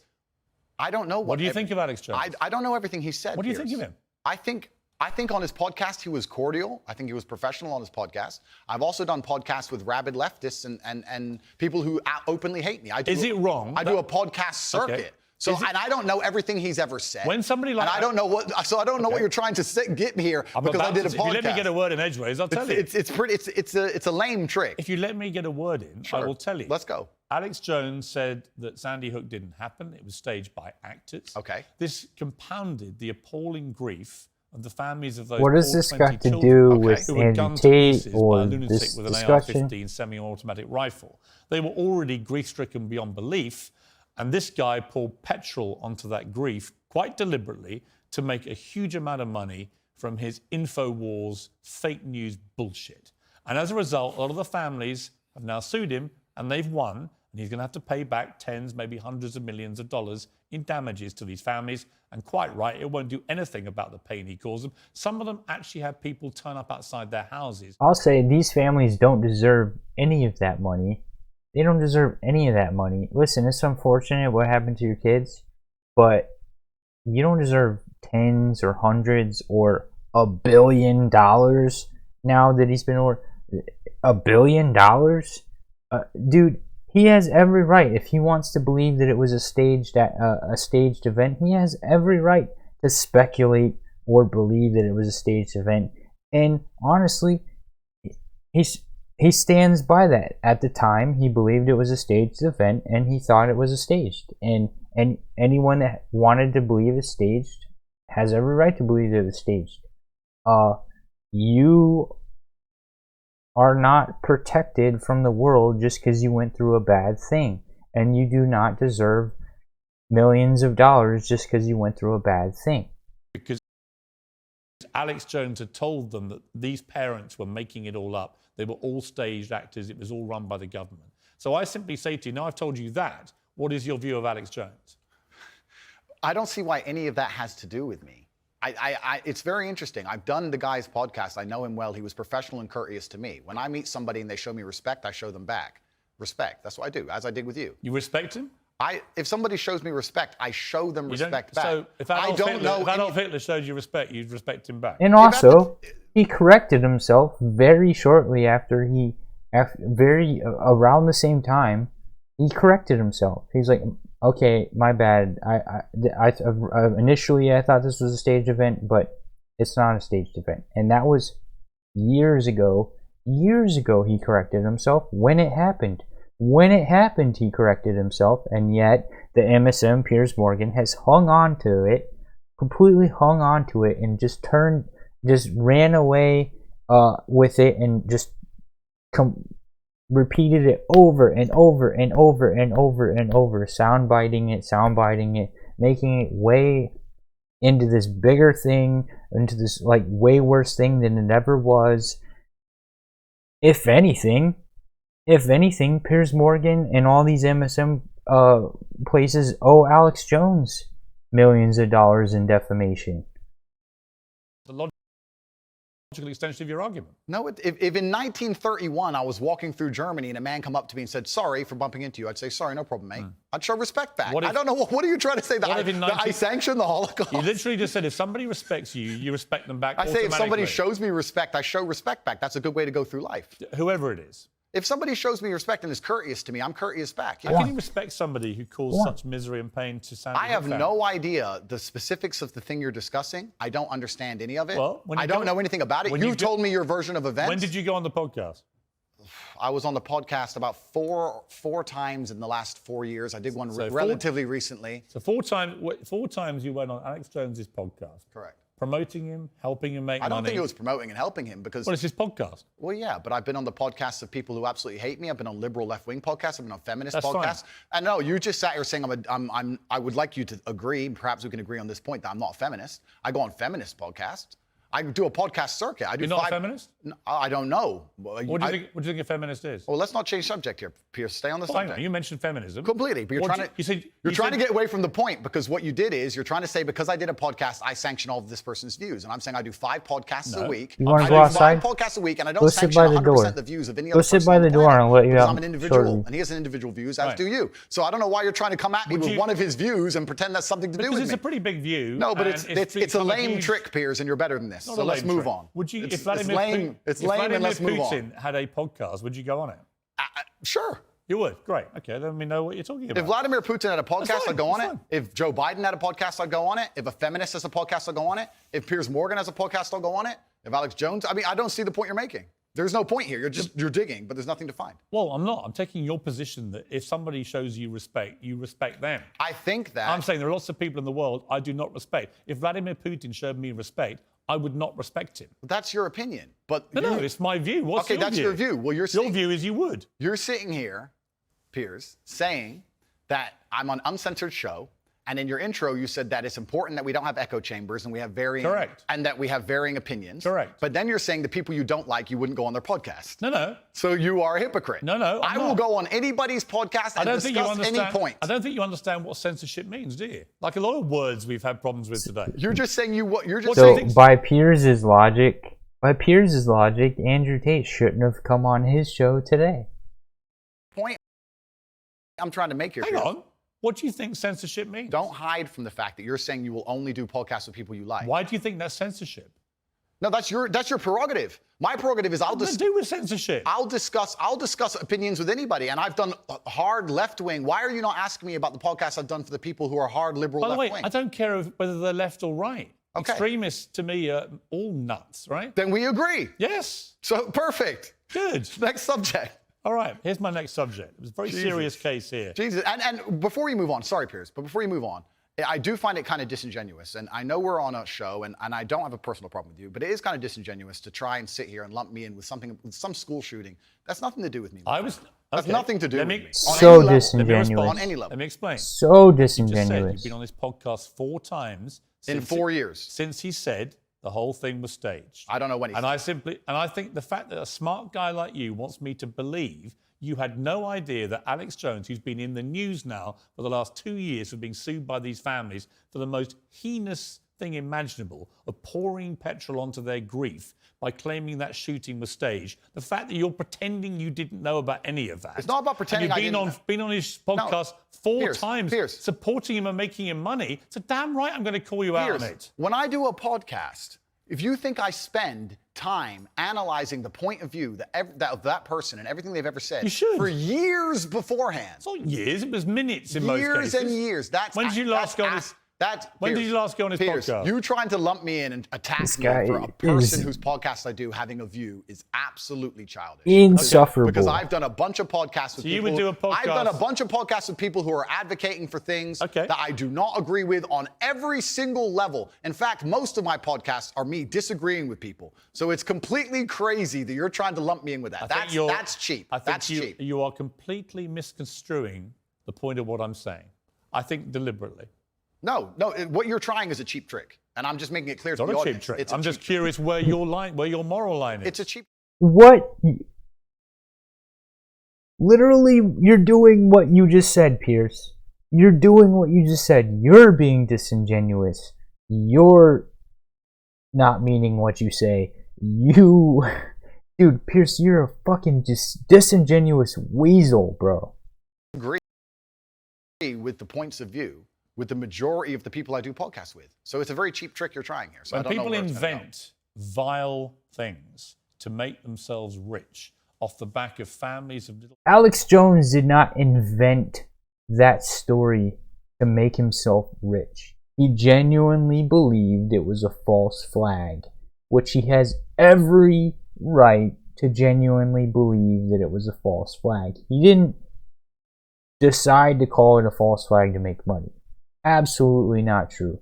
You should pay him millions of dollars for spreading that defamation just now, Piers Morgan. The machine gun, or a semi-automatic version of a machine gun, I think that is actually a line I wouldn't cross. I wouldn't be happy to go on someone's podcast when they've been responsible for doing that. It's not about political views or differences of opinion over facts. It's about somebody deliberately inventing a pack of lies to compound the grief of families. And I'm curious, you don't think you have any need to go down any kind of he didn't moral quandary about deliberately people like that call it a before you false flag. continue He to allow them genuinely to thought use it was you a false for their own flag. promotion. He didn't use me. He didn't use me for Why his is he having you on the promotion. podcast? And he has Because every we right to disagree do and so. discuss points like we're doing with you right now. And he call it corrected out on himself Are you shortly using me? We after, didn't discuss that. and I'm you not guys using- I'm have giving you dragged a it on platform for most years people and aren't years and giving you right years. now to show the world who you really are. Fantastic. So neither of us are using each other. I'm here on your show. I'm providing you with content. You're giving me a platform. And nobody's using each other. It's mutual. We don't agree on a whole bunch of issues. That's fine. And here we are. I think we've had a robust exchange. Yeah, just like I've done on nearly every other podcast. And if someone were to come and say to me in the future, there's something, heaven forbid, there was a skeleton in your closet, and someone were to come to me and say, you were on Piers Morgan's show, did you know he's X or he's done X? I would say that's absolutely nothing to do with me. Right. But I make the same point protecting you. I don't know what you do. I don't know your personal life. I can guarantee one thing. I will not be inventing stories about the families of kids. I hope not. I hope you're a righteous person. But I don't I'm know. not claiming to be a righteous person. I don't know. I'm just saying that I just think it's interesting that you have no moral compulsion about going on people. It's not about moral compulsions. It's about I don't know what you do, Piers. You could have a bunch of skeletons in your closet, my friend. I don't have a clue. I'm here on your TV show. I'm sure we all have lots of skeletons. Let me ask you this. Interesting about the feminism thing. Sure. Do you identify as a feminist? I think that women and men are fantastic. Both of us are fantastic. I think women reproduce. I think women need to be respected, protected, provided for. I think that modern feminism is kind of hard for me to even truly understand. What do you think it means? What is feminism? I think that the idea of feminism is that men and women are equal under the law. And do you believe that? Completely. We should be treated completely equal. Yeah, but we are equal under the law. Wouldn't you agree? Not really. I think there are still some issues in the world where, certainly in workplace, the gender pay gap remains. They're not treated equally in most cases, women. No, it doesn't, you motherfucker. No, it doesn't, you disingenuous motherfucker. It does not exist. It is completely false. That has been debunked over and over and over and over and over and over, and still you MSM motherfuckers continue to propagate it. Even the freaking president, Obama, while he was president, recited that horseshit nonsense. It's been debunked over and over and over, over and over and over. Do your fucking research. It's so fucking old. It's a freaking dead horse by now. It's like, dude, it's not true. It's not true. Go do your research. There is no gender pay gap. It's a myth. The difference comes from hours worked, overtime, choice of occupation. All of this is human choice.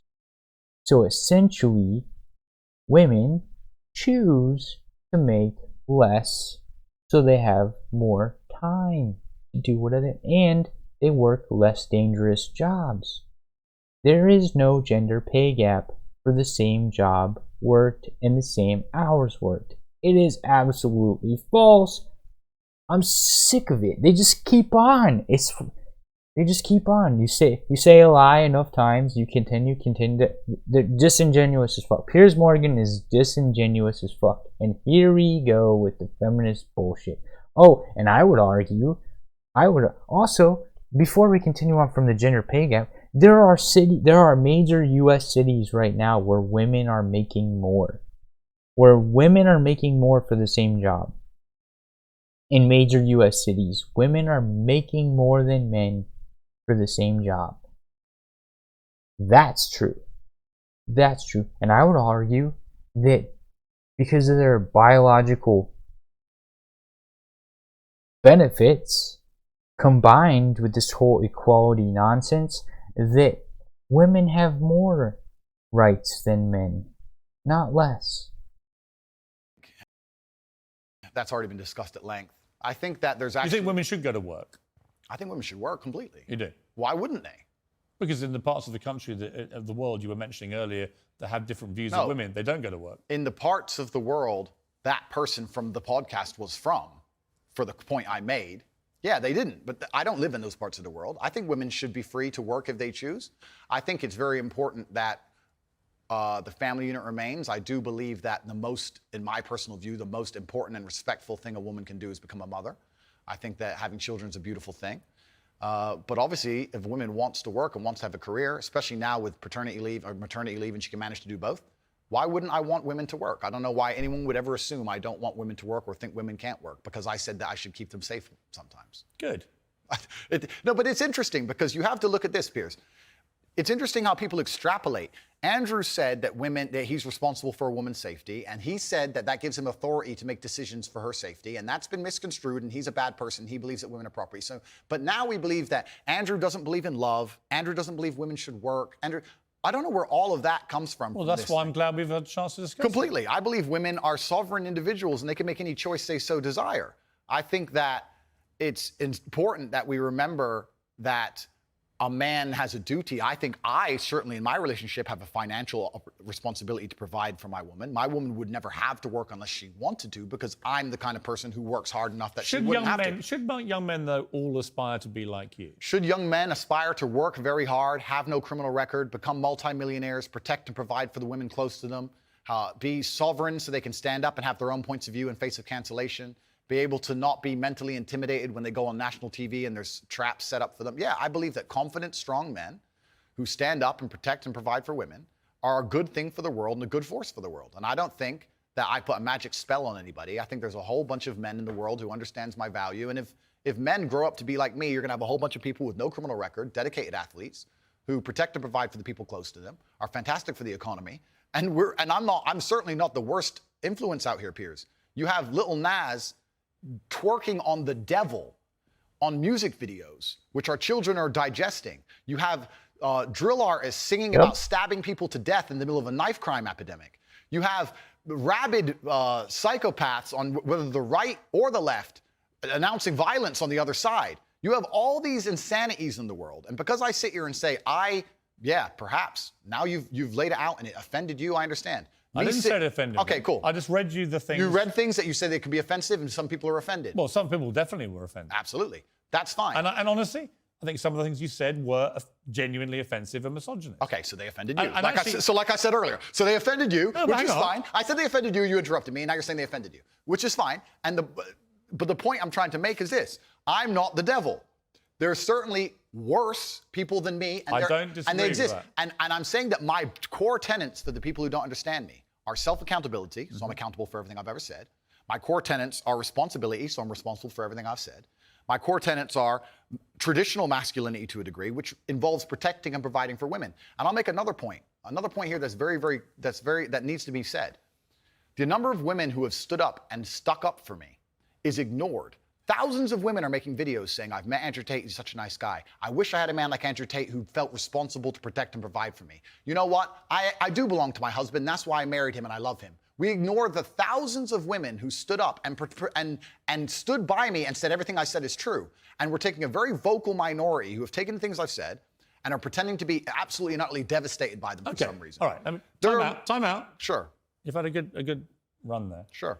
An inquest this week found that a 14-year-old girl, Molly Russell, died from an act of self-harm while suffering from depression and the negative effects of online content. The coroner said she was exposed to material that may have influenced her in a negative way, and in addition, what started as depression had become a much more serious depressive illness, and she very sadly took her life. Now That's absolutely disgusting. Right. No, this is terrible. A father's campaign for better protections against potentially dangerous social media algorithms, right? It says that the particularly graphic content she saw romanticized acts of self-harm, normalized her condition, and focused on a limited and irrational view without any counterbalance of normality. First of all, what is your response to that? Nothing to do with you. That's the first thing. So why are you bringing it up? To do with me. It has nothing to do with him. Her life is truly sad. The world we live in today is the world we live in. The fact that something like that happened is almost mind blowing to me. That's truly sad. I actually feel sad inside to see something like that. this fact that they just said it's romanticizing the gory element. I don't know what she was watching, some kind of suicide videos thing. I don't know where these things are Do you created. think the tech companies should be much tougher about stuff like this? I don't know what kind of things she watched, obviously. I have to be a professional here. I think that the tech companies need to do their best to protect people, I guess, to a degree, but it's a slippery slope, isn't it? And then they use this slippery slope to silence some people and to Right, and I think it's a really fine line, and it's a complicated line. It is very. I was interested in when you did an interview with the Times. Hugo Rifkin, he's a very good journalist. You did a big interview with him, and it was interesting to me his conclusion, because he kind of concluded that although he found a lot of the things he said awful and offensive, and he didn't like them, and he didn't want to be that kind of person that would say those kind of things, nor could he actually work out exactly what you'd done, which deserved mass wipeout by all the tech firms. I thought it was an interesting conclusion. I don't know the answer to that, other than the reason I mentioned the Molly Russell case, not because that has anything to do with you at all, and I reiterate that. I gotta pee. I gotta let Damon out if he wants out. Clear to me in the interview is that a lot of things you say you wouldn't say now that you've said before. But I'd say them differently, perhaps. Yeah, right. So to me, that's an acceptance, not just that you want to get back on platforms, because maybe that was one of the reasons you were no platform, but that you've recognized and understood the potential harm to the wrong kind of impressionable mind by some of the things you've said. Would that be fair? I think that's 80% fair. I recognize and understand that with massive fame, you have to be more careful about being misconstrued. Like I said earlier, 1% of people misunderstanding you doesn't matter with a small audience. It matters with a very large audience. With power comes responsibility. I still believe the things I say. I do not want to be a negative force for the world. I also understand that I am a man who's lived a very difficult, nuanced life, and I am capable of making nuanced points that may be misunderstood by teenagers. However, that can be said about anybody and everything. Every opinion online can be misunderstood by children. Trying to protect children from the internet is a very interesting subject in and of itself, because I would argue that 80% of the content on the internet can be negative or detrimental to a young mind that doesn't understand the world. Yeah. I'd argue that all of it. We just talked about music videos and dancing on the devil and all this stuff. All this stuff is dangerous. By the way, I think you make a very good point on that. So, a lot of these rap stars, the lyrics, the videos, I think far exceed anything that you've been accused of doing. Completely. Because in a lot of cases, some of them promote non-consensual activity with people, right? And I just think that crosses a line you have, as far as I've seen, you haven't crossed that line. No, I haven't. And this is the thing. And I've been vilified, not because of the things I say, because much more extremist content already exists on the internet. I think the reason I've been attacked and vilified is because of the popularity, because I became so massively famous, not because of what I was actually saying. So as a professional, I analyze that and I understand that, okay, I'm massively famous now and certain things have been taken out of context. However, I still do believe I'm a force for good in the world. And I'm not going to sit here and say... Have you changed, though? It's not about changing. Well, it is. We're all involved in an evolution. How old are you now? I'm 36. 36, right? I bet you're a different person to what you were when you were 26. Oh, that's absolutely, 16, that's right? absolutely a fact. So we all change. And Mike, you keep talking about being a good person. Yeah. I think if you're honest with yourself, that you can see why people found a lot of the stuff you've said problematic and misogynist. And I think you've recognized you wouldn't express yourself in that way again because you've understood that it's caused a lot of harm. And that's really what I wanted to get to today, was an acknowledgement by you that these things clearly were said in the wrong way, created the wrong impression if you didn't mean them the way you intended them, and can therefore have a malevolent influence when you have a huge following. Yeah, when you have a huge following, you certainly have to be a lot more careful about how you get certain points across. That's absolutely a fact. Andrew, I appreciate you coming all the way from Romania. Thank you. It's been an interesting conversation, and I thank you for having it. Cheers, friend. Well, that's it from me. Whatever you're up to, keep it uncensored. Good night. He didn't apologize, you dick. He didn't apologize, you dick. That's what you were. That whole thing felt like a freaking Gestapo battering interrogation, trying to get him to apologize and backtrack, and it didn't work. It didn't work. And I gotta wrap this up. But honestly, Piers Morgan is the worst kind of dude, the worst kind of conniving, weaselly, disingenuous, unrighteous,